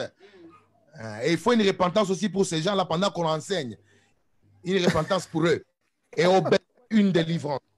Voilà, j'étais en train d'insister, maman, j'étais en train d'insister que la pornographie, ça vous rend esclave des partenaires imaginaires qui contribuent à l'excitation dans les couples, tandis que l'adultère vous rend esclave de pensées sexuelles liées aux partenaires réels que vous avez connus. Et surtout si les expériences ont été bonnes. C'est pourquoi vous verrez des hommes, tellement que dehors, une petite l'avait satisfaite. Alors, toutes les fois qu'il couche avec sa propre femme, il doit penser, l'esprit de comparaison, il doit penser à cette petite-là pour satisfaire sa femme. Ou bien avoir la satisfaction. Ce sont des cas que nous avons traités. Ce sont des cas qu'on a traités vraiment en nombre. Ce n'est pas aujourd'hui. Ça va faire, Maman Belinda, ça va faire plus de 20 ans que je suis dans le ministère de délivrance. Donc, j'ai traité des cas et des cas. Et j'ai commencé à traiter les cas de délivrance des couples. Je n'étais pas encore marié.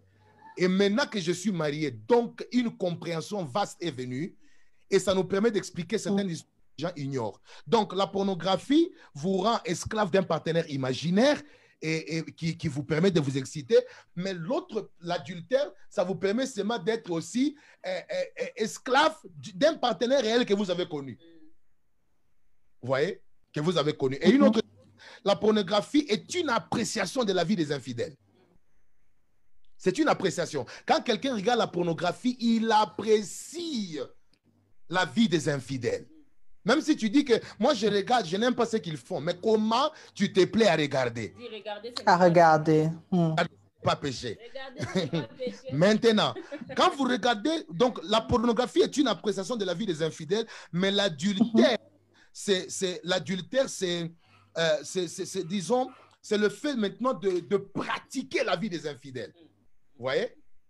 OK. C'est l'appréciation, mais l'adultère, c'est la pratique. C'est la pratique. C'est la pratique. Mais maintenant, je vais vous démontrer un verset qui révèle un peu la pornographie. Et je sais que les gens seront étonnés parce que certains pensent que la Bible n'en touche pas. Mais il y a un verset qui nous donne une lumière sur la pornographie. Et je vous le propose. Psaume 101, verset 3. La Bible dit: je ne mettrai rien de mauvais devant mes yeux, car j'ai la conduite des pécheurs, elle ne s'attachera point à moi. Oh. Je ne mettrai rien de mauvais sur mes yeux. Et ça, Maman Belinda, je ne mettrai rien de mauvais sur mes yeux. En d'autres termes, si tu laisses la pornographie devant tes yeux, en d'autres termes, tu apprécies le comportement des infidèles. Un homme normal ne peut pas faire la pornographie. Une femme mariée ne peut pas aller faire la pornographie. Donc, ce sont des infidèles. Ce sont des païens. Et la plupart d'entre eux, ici, à des forces de séduction. Vous voyez? Alors maintenant, quand vous vous mettez à regarder ça, en d'autres termes, votre esprit entre en accord avec ceux qui commettent la pornographie. Avec ce que vous voyez. Voilà. Du côté de l'adultère, c'est que maintenant, vous embrassez maintenant la vie des infidèles. Vous voyez? La vie des infidèles. Et ça s'attache à vous. Maintenant, quelles sont les conséquences de cette pornographie pour ne pas toucher maintenant aux conséquences de l'adultère, parce que nous avons déjà parlé de ça. La première des choses, c'est que la pornographie vous empêche d'être concentré dans la prière. Parce que ça votre esprit, ça vous suit. Et je vous dis, il n'y a pas une chose difficile comme delete, les mauvaises images. Là, unclean. Il n'y a pas une chose difficile. Maman, vous allez voir un enfant qui avait vu la nudité de son oncle, il avait 5 ans, mais aujourd'hui, il a 40 ans, mais il se rappelle de ça. Donc, c'est pour dire qu'il faut éviter la pornographie parce que votre pensée ne sera jamais bien concentrée dans la prière. Ça va faire que toutes les fois que vous entrez en prière, parce que vous savez, quand le diable n'a rien à vous faire, il rentre dans votre pensée pour vous montrer ce que vous avez vu et ce que vous avez fait. Oh, wow. OK. Donc, c'est-à-dire que la pornographie, vraiment, ça détruit votre pensée. Et une deuxième chose, la pornographie vous connecte aussi aux esprits des maris de nuit de d'autres races. Parce que vous regardez un blanc que vous n'avez jamais vu, vous appréciez ce qu'il fait. Mais est-ce que vous connaissez les influences démoniaques qui sont en lui? Et le diable peut passer par cette connexion-là pour vous connecter à un mari de nuit que vous ne connaissez pas, qui n'est ni ton oncle sorcier, qui n'est ni ton père, mais un blanc. Toi, tu es un Africain, mais tu couches avec un blanc. Comment expliquer ça? Tes maris aussi de noirs, parce que toi, tu es un Africain. Tu n'as jamais été en Europe. Donc, ça vous le seul lien, c'était cette pornographie que tu as regardée. Voilà. J'ai fait la délivrance, je crois, à Colosie, d'une personne qui avait un mari de nuit du nom de... Je ne sais pas si vous connaissez certaines séries où on parlait de Miguel. Miguel. Ce sont des séries... que l'on faisait tellement que la personne aimait ces séries-là. Il a commencé à voir chaque nuit cet homme-là, l'acteur principal, qui vient dans ces séries pour coucher avec lui. Donc, il y a des choses comme ça qui se passent au moment. Et la dernière des choses, la pornographie conduit à la masturbation. Okay. Oui, donc, vous voyez, nous avons deux hommes mariés. Comme la femme n'arrive pas à la taille des pornographes, l'homme n'arrive pas à la dimension des pornographes. Maintenant, qu'est-ce qu'il faut faire? Il faut se masturber pour arriver à expérimenter ce que les gens qui font dans les films font et vivent. Et c'est comme ça que vous allez voir beaucoup de mariés avec des histoires. Aujourd'hui, maintenant, il y a des machines. J'ai fait la délivrance de beaucoup de gens. On a découvert même des gens qui sont devenus esclaves des machines de pornographie. Donc, de masturbation plutôt, voulais-je dire. Donc, une femme qui est mariée, mais ils ont des instruments de sexe qu'ils utilisent pour se satisfaire. Oui. Alors, c'est fort mauvais pour la pornographie. C'est lorsque tu regardes l'image d'une personne qui s'est déjà enivrée, qui s'est déjà droguée. Voilà. Cette personne n'a pas les mêmes capacités que toi. Toi, tu es une personne, tu as déjà mangé beaucoup de graisse. Est-ce que tu peux faire comme cette femme-là qui est en train de faire sous l'effet de l'ivresse? Donc, c'est pratiquement impossible. Ça amène aussi un esprit de comparaison. Si l'homme n'arrive pas à voir exactement ce que la femme-là faisait chez toi, il peut se décourager. Je te coupe, maman. Quelqu'un vient de me dire Telemundo ici. Je crois qu'il se réfère... Et je crois que c'est grave. Ok, c'est bon. Il y a des hommes qui aspirent que leurs femmes deviennent comme les femmes pornographes. C'est impossible, maman Belinda. C'est pratiquement impossible de faire... Et ça sera fake. Oui. Tu peux les faire, mais ça sera fake. Tu es en train d'imaginer une personne que tu ne connais pas. C'est ça. Et sous influence, les personnes sous influence. Tu drogues, oui. La force qu'il a, c'est elle s'est déjà droguée. Vous voyez un peu les conséquences de ces choses-là. C'est pourquoi moi, je conseille beaucoup aux femmes d'interdire à leur mari d'amener les films pornographiques parce que vous ne serez pas au point de faire ces choses-là. Vu ta taille, beaucoup d'aspects. Les choses que tu manges. Beaucoup d'aspects. Et puis, pas seulement ça. La magie. Certaines femmes aussi, c'est sous l'influence des esprits des eaux, sous l'influence des forces des serpents, des pythons, qu'ils font la sexualité. Maintenant, toi, tu es une personne normale. Tu prétends être un enfant de Dieu. Donc, il y a je ne dis pas que... Il y a une gêne. Voilà. Il y a une certaine... Vous allez vous réjouir dans la sexualité, mais ce n'est pas ce que tu vois là qui est vraiment sous l'influence normale. Il y a des gens... Ils ne se satisfont pas parce qu'ils sont sous la drogue. Voilà. Sous des influences. Sous les influences. Ils ne sentent rien et ils font ça pour se faire de l'argent, mais ils vous suivent dans votre couple. Ils vous donnent un exemple qui n'est pas vrai. En tout cas, avec ce sujet-là, on peut diguer, passer toute la nuit et je ne me rendais même pas compte que le temps était en train de filer. Mais ce qui est sûr, c'est que les gens sont tellement aussi en train d'apprendre les choses qu'ils sont en train de dire que je ne vois. Alors, les gens s'abstiennent même de poser des questions, ils préfèrent seulement recevoir tout ce qui est dit. Mais avec tout ça, apôtre, si on doit conclure, quel est le message que vous pouvez donner, maman Grace? Qu'est-ce que vous pouvez dire? Je sais que la conclusion, on l'a dite plusieurs fois dans plusieurs réponses, mais pour les personnes qui viennent de nous rejoindre, qui nous ont rejoints tard, par exemple, face à ces portes ouvertes, vaincre les combats spirituels, parce qu'en fait, c'était même notre sujet d'aujourd'hui, vaincre les combats spirituels dans le mariage. Qu'est-ce que vous conseillerez aux personnes qui ne sont pas encore mariées?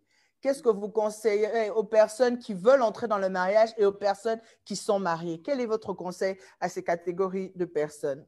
Tu parles de mariés, et puis moi, je veux parler de ceux qui veulent entrer.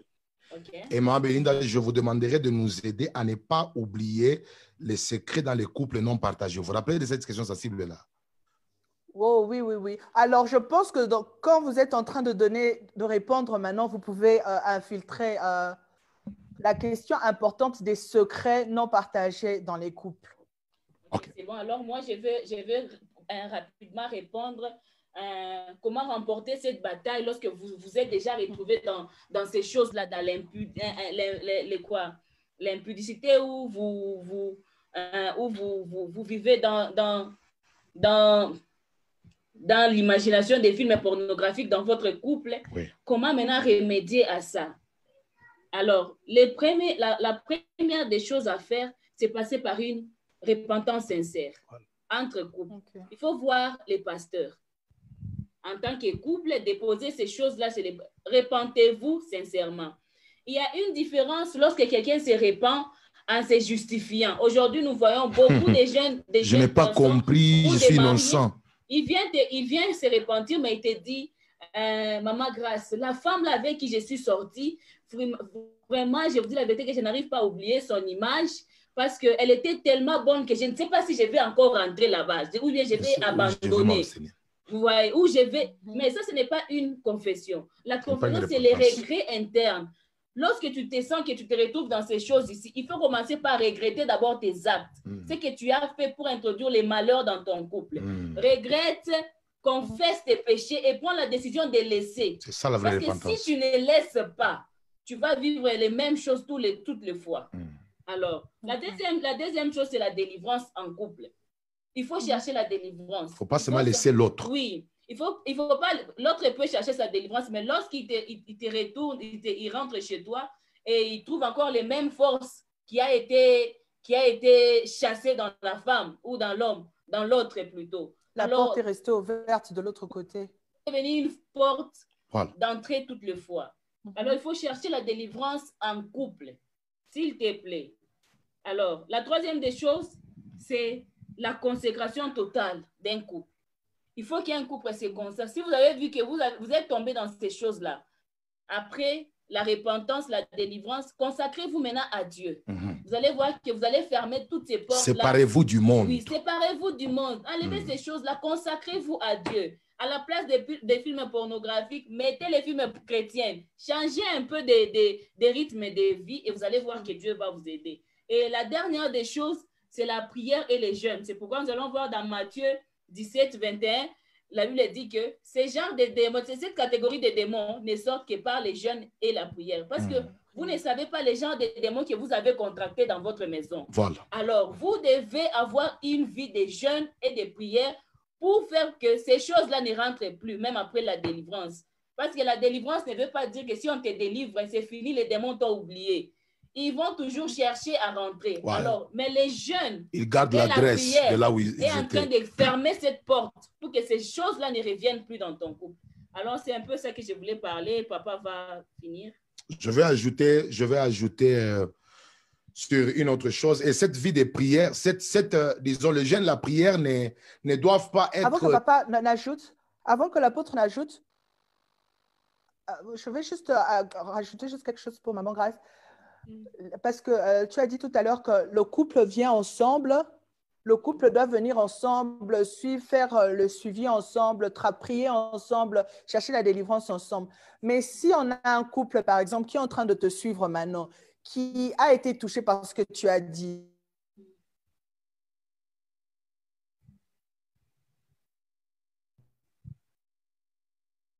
Maman Belinda, je n'entends pas la question.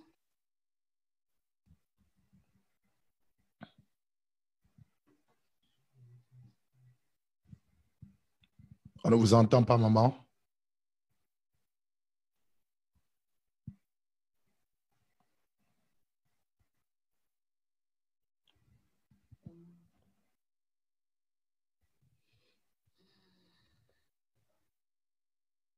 C'est là-bas?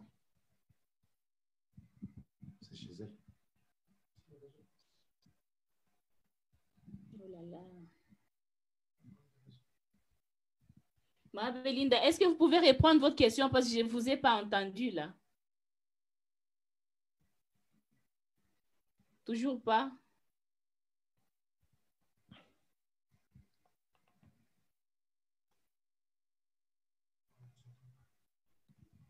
On ne vous entend pas. Le son est parti de votre côté. Vous entendez maintenant? Maintenant, ça va. Ça va. Ah, ok. J'étais en train de dire qu'il y a des personnes en train de suivre maintenant et qui se sont rendues compte de l'impact spirituel que toutes ces choses peuvent apporter dans le mariage.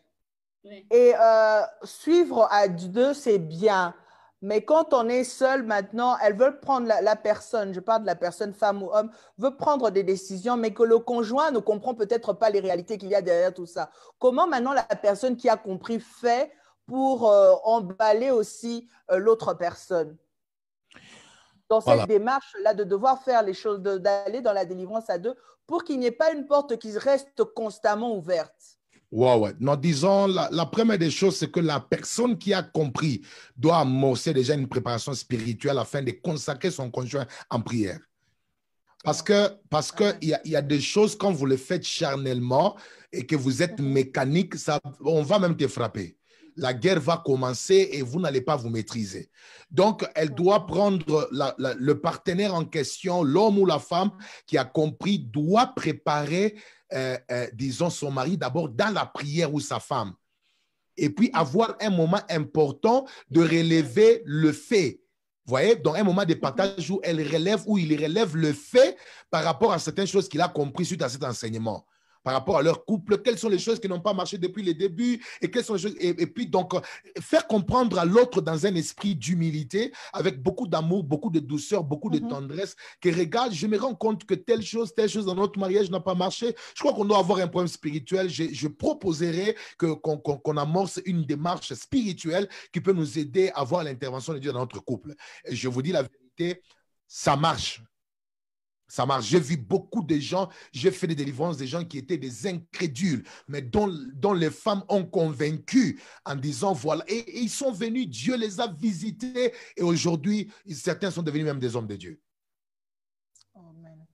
Ouais. Et aussi, Maman Belinda, parmi les signes que nous avons énumérés ici, j'aimerais que si quelqu'un se trouve dans cette condition, qu'est-ce qu'elle doit faire? Elle doit, comme papa a dit, examiner et puis parler avec son conjoint.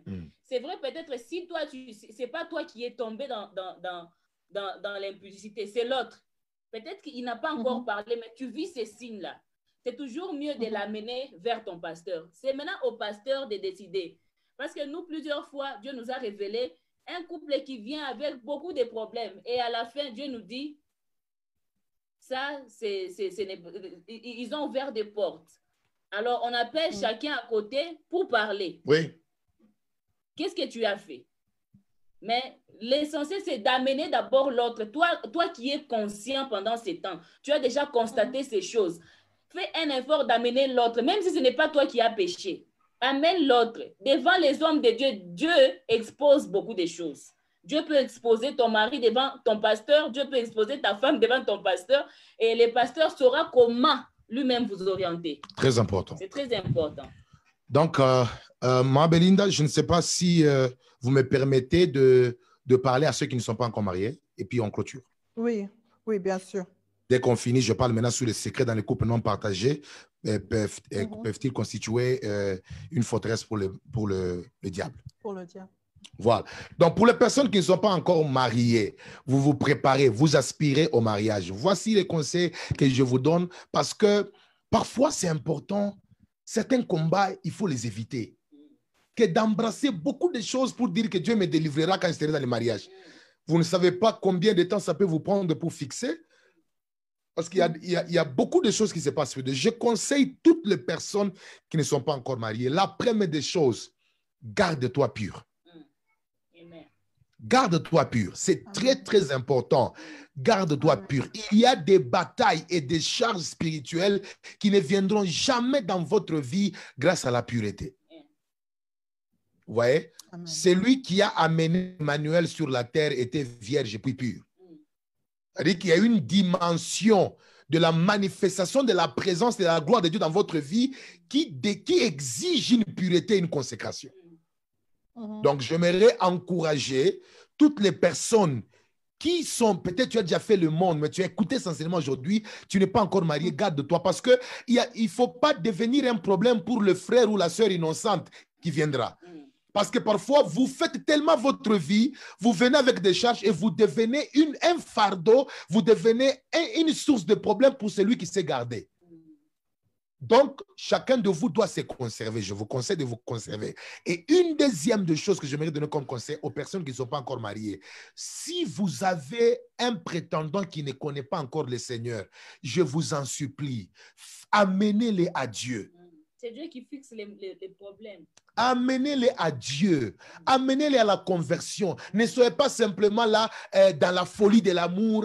C'est bon. Je vous dis, dans les mariages, ce n'est plus la beauté qui va compter. Ça sera maintenant Dieu. Dieu maintenant qui doit soutenir. Parce que vous allez tellement vous habituer que l'éclat que tu as va même diminuer. Et ce n'est que l'amour qui coule de Dieu. L'obéissance à la parole qui va les garder fidèles à toi. Donc, à un certain moment, il faut arrêter de rêver. Il faut arrêter de rêver. L'homme là doit connaître Dieu. La femme là doit être ancrée dans les choses de Dieu. Dieu, c'est la garantie du succès dans le mariage. Amen. Donc et la troisième des choses, cherchez votre délivrance avant les mariages.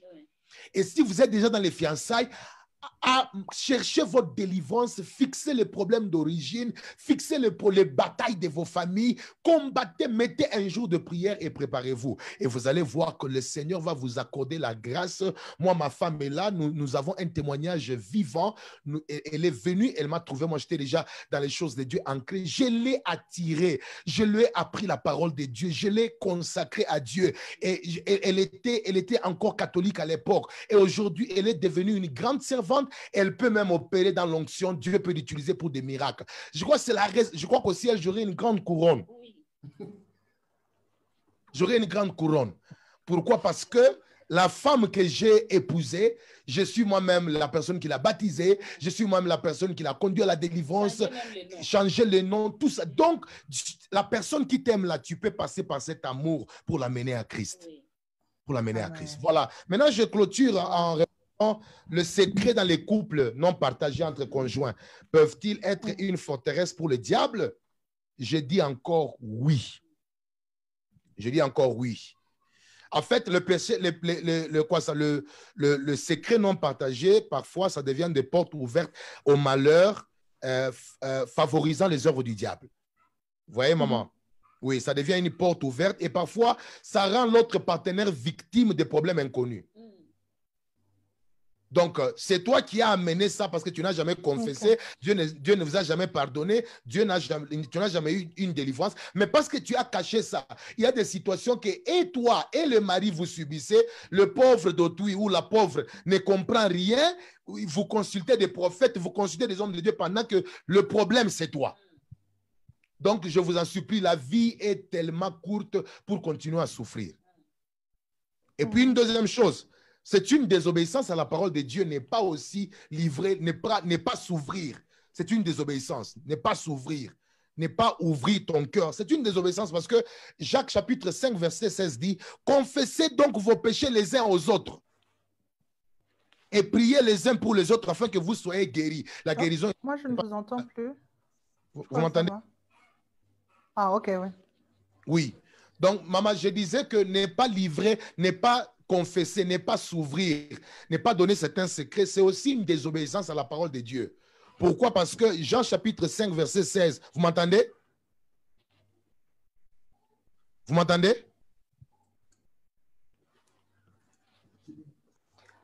Non. Ma Belinda, vous m'entendez? C'est un problème, moi je n'entends plus. Mais je crois que je vais ouvrir un autre micro. Non, allez-y, je vous entends maintenant. Mais non? Non.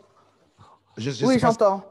Ok, c'est bon. Donc, j'étais en train de dire que ne pas confesser, ne pas s'ouvrir, c'est une désobéissance à la parole. Parce que la Bible dit, confessez-vous les péchés les uns les autres et priez pour les uns afin que vous soyez guéris. La guérison n'est pas seulement la guérison physique, mais c'est la restauration de tout ce qui n'était pas en train de fonctionner normalement. C'est-à-dire que la confession et l'ouverture permettent à ce qu'il y ait la guérison et l'exaucement des prières. Vous voyez? Et la Bible dit aussi dans Proverbe 28, 13, celui qui cache ses transgressions ne prospère point, mais celui qui les avoue les délaisse et obtient miséricorde. Vous voyez, maman? Alors maintenant, on a parlé avec ma femme pendant qu'on préparait l'émission. Il y a des dangers de confession dans les couples. Parfois, même quand parfois vous confessez comme ça, mais les dangers viennent. Surtout si les péchés est fait dans les couples. Vous voyez, maman Belinda, maintenant on veut faire voir aux gens, je sais que les gens ont souvent peur de confesser à cause des dangers que j'aimerais énumérer. Tu es dans les couples, mais tu... Là. Vous m'entendez? Oui, là j'entends. Continuez. Oui, je m'en rapprochais juste un peu. Je disais, je ne sais pas si vous m'entendez. Oui, je vous entends. Il y a maintenant des dangers. Il y a maintenant des dangers quand on confesse dans les couples. Surtout si tu as été dans le couple, tu as fait l'adultère ou bien tu as commis des bêtises. Et maintenant, avec ce que je viens d'enseigner sur la confession, comment c'est important et tout pour aider la délivrance et tout. Mais maintenant, il y a des gens qui ont peur parce qu'il y a des dangers. Nous avons relevé quelques dangers. Premier danger, divorce. Il y a des gens, tu confesses comme ça, divorce. Vous voyez? Et puis, un autre danger, il y a des gens, tu confesses comme ça, il y a une tuerie. C'est-à-dire que l'homme décide de te tuer. On a vu des femmes, elle a confessé, l'homme l'a tué. Vous voyez? Et puis, un autre danger, vengeance. La vengeance. Il y a des gens aussi, parce qu'il n'est pas encore transformé, il n'a pas le pardon dans son cœur, tu confesses comme ça. Après, confesse, c'était pour réparer, mais il y a une vengeance qui se manifeste, soit contre la personne ou contre toi. Vous voyez? Et puis, manque de pardon. Donc, ça est une référence éternelle. Donc, chaque fois dans votre couple, l'homme ou la femme commencera à se référer à cela. Maintenant, le conseil que nous donnons, maman, sagesse à ce niveau est très importante de la part du pasteur, des parrains ou de ceux qui encadrent le couple. Et je ne peux pas donner cette sagesse ici. Si tu as une histoire à confesser, va voir ton pasteur en secret, ou si tu ne sais pas comment te confier, tu ne sais pas comment fixer cette affaire, contactez Maman Belinda, elle peut vous référer à quelqu'un et trouver, parce que ça demande une sagesse. Nous n'allons pas dire ce qu'il faut faire ici. Mais il faut réparer. Mais il faut réparer. Il faut confesser. Il faut confesser. Nous sommes aussi conscients des dangers. Donc, on est dans le milieu, dans le juste milieu. On ne veut pas non plus encourager celui qui ne veut pas confesser, soit disant qu'il y aura des dangers. Mais on ne veut pas non plus que tu restes dans cet état. Donc, il y a une sagesse. Et cette sagesse, nous la gardons pour nous-mêmes et nous devons partager. Mais ceux qui sont dans ces cas, contactez Maman Belinda. S'il y a un numéro, contactez-la et nous allons trouver une solution, une sagesse à vous donner pour vous en sortir de cette situation. Je vous dis la vérité. Nous allons Amen. La mort, les divorces, tout ça. et les rancunes, les manques de pardon. Parce que tu refuses de confesser parce que tu as peur du divorce, tu as peur de la tuerie, tu as peur de la vengeance, tu as peur, voilà, tu as peur du mari ou bien de la femme. Mais nous avons une sagesse que nous pouvons te donner pour t'en sortir de cette situation. Mais comme on ne peut pas les donner, contacte Maman Belinda, je ne sais pas s'il y a un numéro là-bas qui peut sortir. Vraiment, trouve, et avant qu'il ne sorte trop tard, tu peux mourir dans un jour. 3 jours. Ils peuvent écrire sur la page et nous, on va les orienter. Ils peuvent aimer la page, écrire dans le mail de la page et nous, on va orienter. On va continuer la suite. Pour nous, merci beaucoup de nous avoir invités. Merci beaucoup à vous. Vous voyez que même si on devait prendre peu de temps, le sujet est tellement profond qu'il fallait seulement qu'on prenne le temps qu'on a pris. Je m'excuse pour tout le temps, pour toutes les personnes, pour le temps qu'on a un peu. On est allé au-delà du temps prévu, mais tout ce qui s'est dit devait se dire. Tout ce qui s'est dit devait se dire. C'était des choses vraiment importantes. Et pour cela, je vous remercie, apôtre Narcisse et maman Grace, pour cette grâce particulière, pour cette facilité dans votre langage d'expliquer les choses et pour l'onction de Dieu. Je bénis le Seigneur pour cette onction qu'il a déposée sur vos vies et je voudrais que comme ça, nous puissions prier pour toutes les personnes qui sont en train de suivre en ce moment et d'encourager aussi les personnes qui sont en train de suivre. Parce que je n'aimerais pas qu'il y ait une personne qui a suivi ici, qui sort. Moi, j'ai fait beaucoup de choses dans la vie. Avec tout ce que j'ai entendu, je suis perdue. Je ne pourrais rien apporter dans le mariage si ce n'est que destruction là-bas. Si on peut encourager par la prière, si on peut prier pour ces personnes et dire que tout est possible avec le Seigneur et que le mariage est une institution divine et que tout ce que Dieu fait est bon et que toutes les choses, tout ce que le diable a voulu détruire, Dieu peut utiliser toutes ces choses pour notre bien. Est-ce que vous pouvez prier, déclarer des paroles pour les personnes qui sont en train de suivre avant que nous puissions nous séparer? Et j'insiste aussi, si maman, pendant que vous serez en train de déclarer les paroles, papa va déclarer, mais maman aussi, si maman pourra déclarer particulièrement à cause de cette onction spéciale qui coûte sur votre vie, déclarer des paroles particulières aussi pour toutes ces femmes stériles qui sont en train de nous suivre aussi en ce moment. Père éternel, je viens ensemble avec ma femme dans le sacerdoce où tu nous as introduits en tant que couple, déclarer que maintenant toute personne qui nous suit et qui a écouté ces moments forts de partage reçoive la grâce de voir son mariage être restauré au nom de Jésus. Amen. Je prie aussi pour les personnes qui ne sont pas encore mariées, mais qui se préparent pour le mariage. Que le Dieu de grâce t'épargne des attaques démoniaques en t'accordant un esprit de pureté, un esprit de consécration, un esprit de révélation, pour que tu ne tombe pas dans les œuvres de l'ennemi. Je prie pour le couple qui se sentent oppressés par des démons, qui se sentent oppressés par des réalités spirituelles de leurs origines.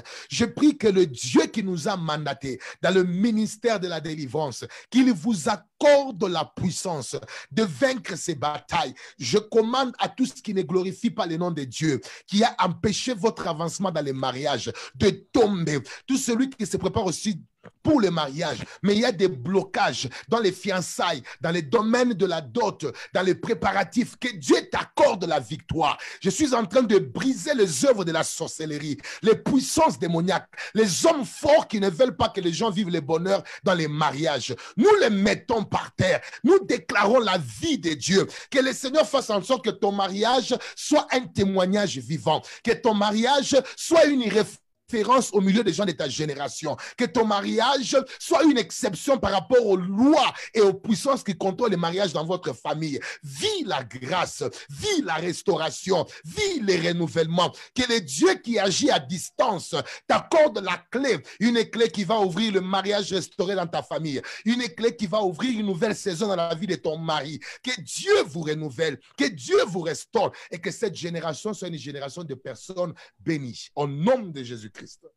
Seigneur éternel, je viens m'élever, prier pour toute personne qui me suit en ces moments et qui est en train de passer par des moments de stérilité. Je suis en train de libérer l'onction que Dieu a mis sur moi. J'ai prié pour que pendant que je lève ma voix, que ton ventre soit fécond maintenant au nom de Jésus. Que l'esprit de stérilité te lâche là où tu es au nom de Jésus. Seigneur, tu as dit dans ta parole que je vous bénis, allez remplissez la terre. On ne peut pas remplir la terre si on est stérile. Je te demande, Éternel, que ta parole s'accomplisse cette nuit. Que toute personne qui passe par ces moments maintenant, qui puisse recevoir l'onction de guérison. Si les médecins avaient dit que tu ne mettras pas au monde, je suis en train d'annuler ces paroles au nom puissant de Jésus. J'ai prié pour que l'onction de Dieu commence à opérer des miracles dans ton ventre.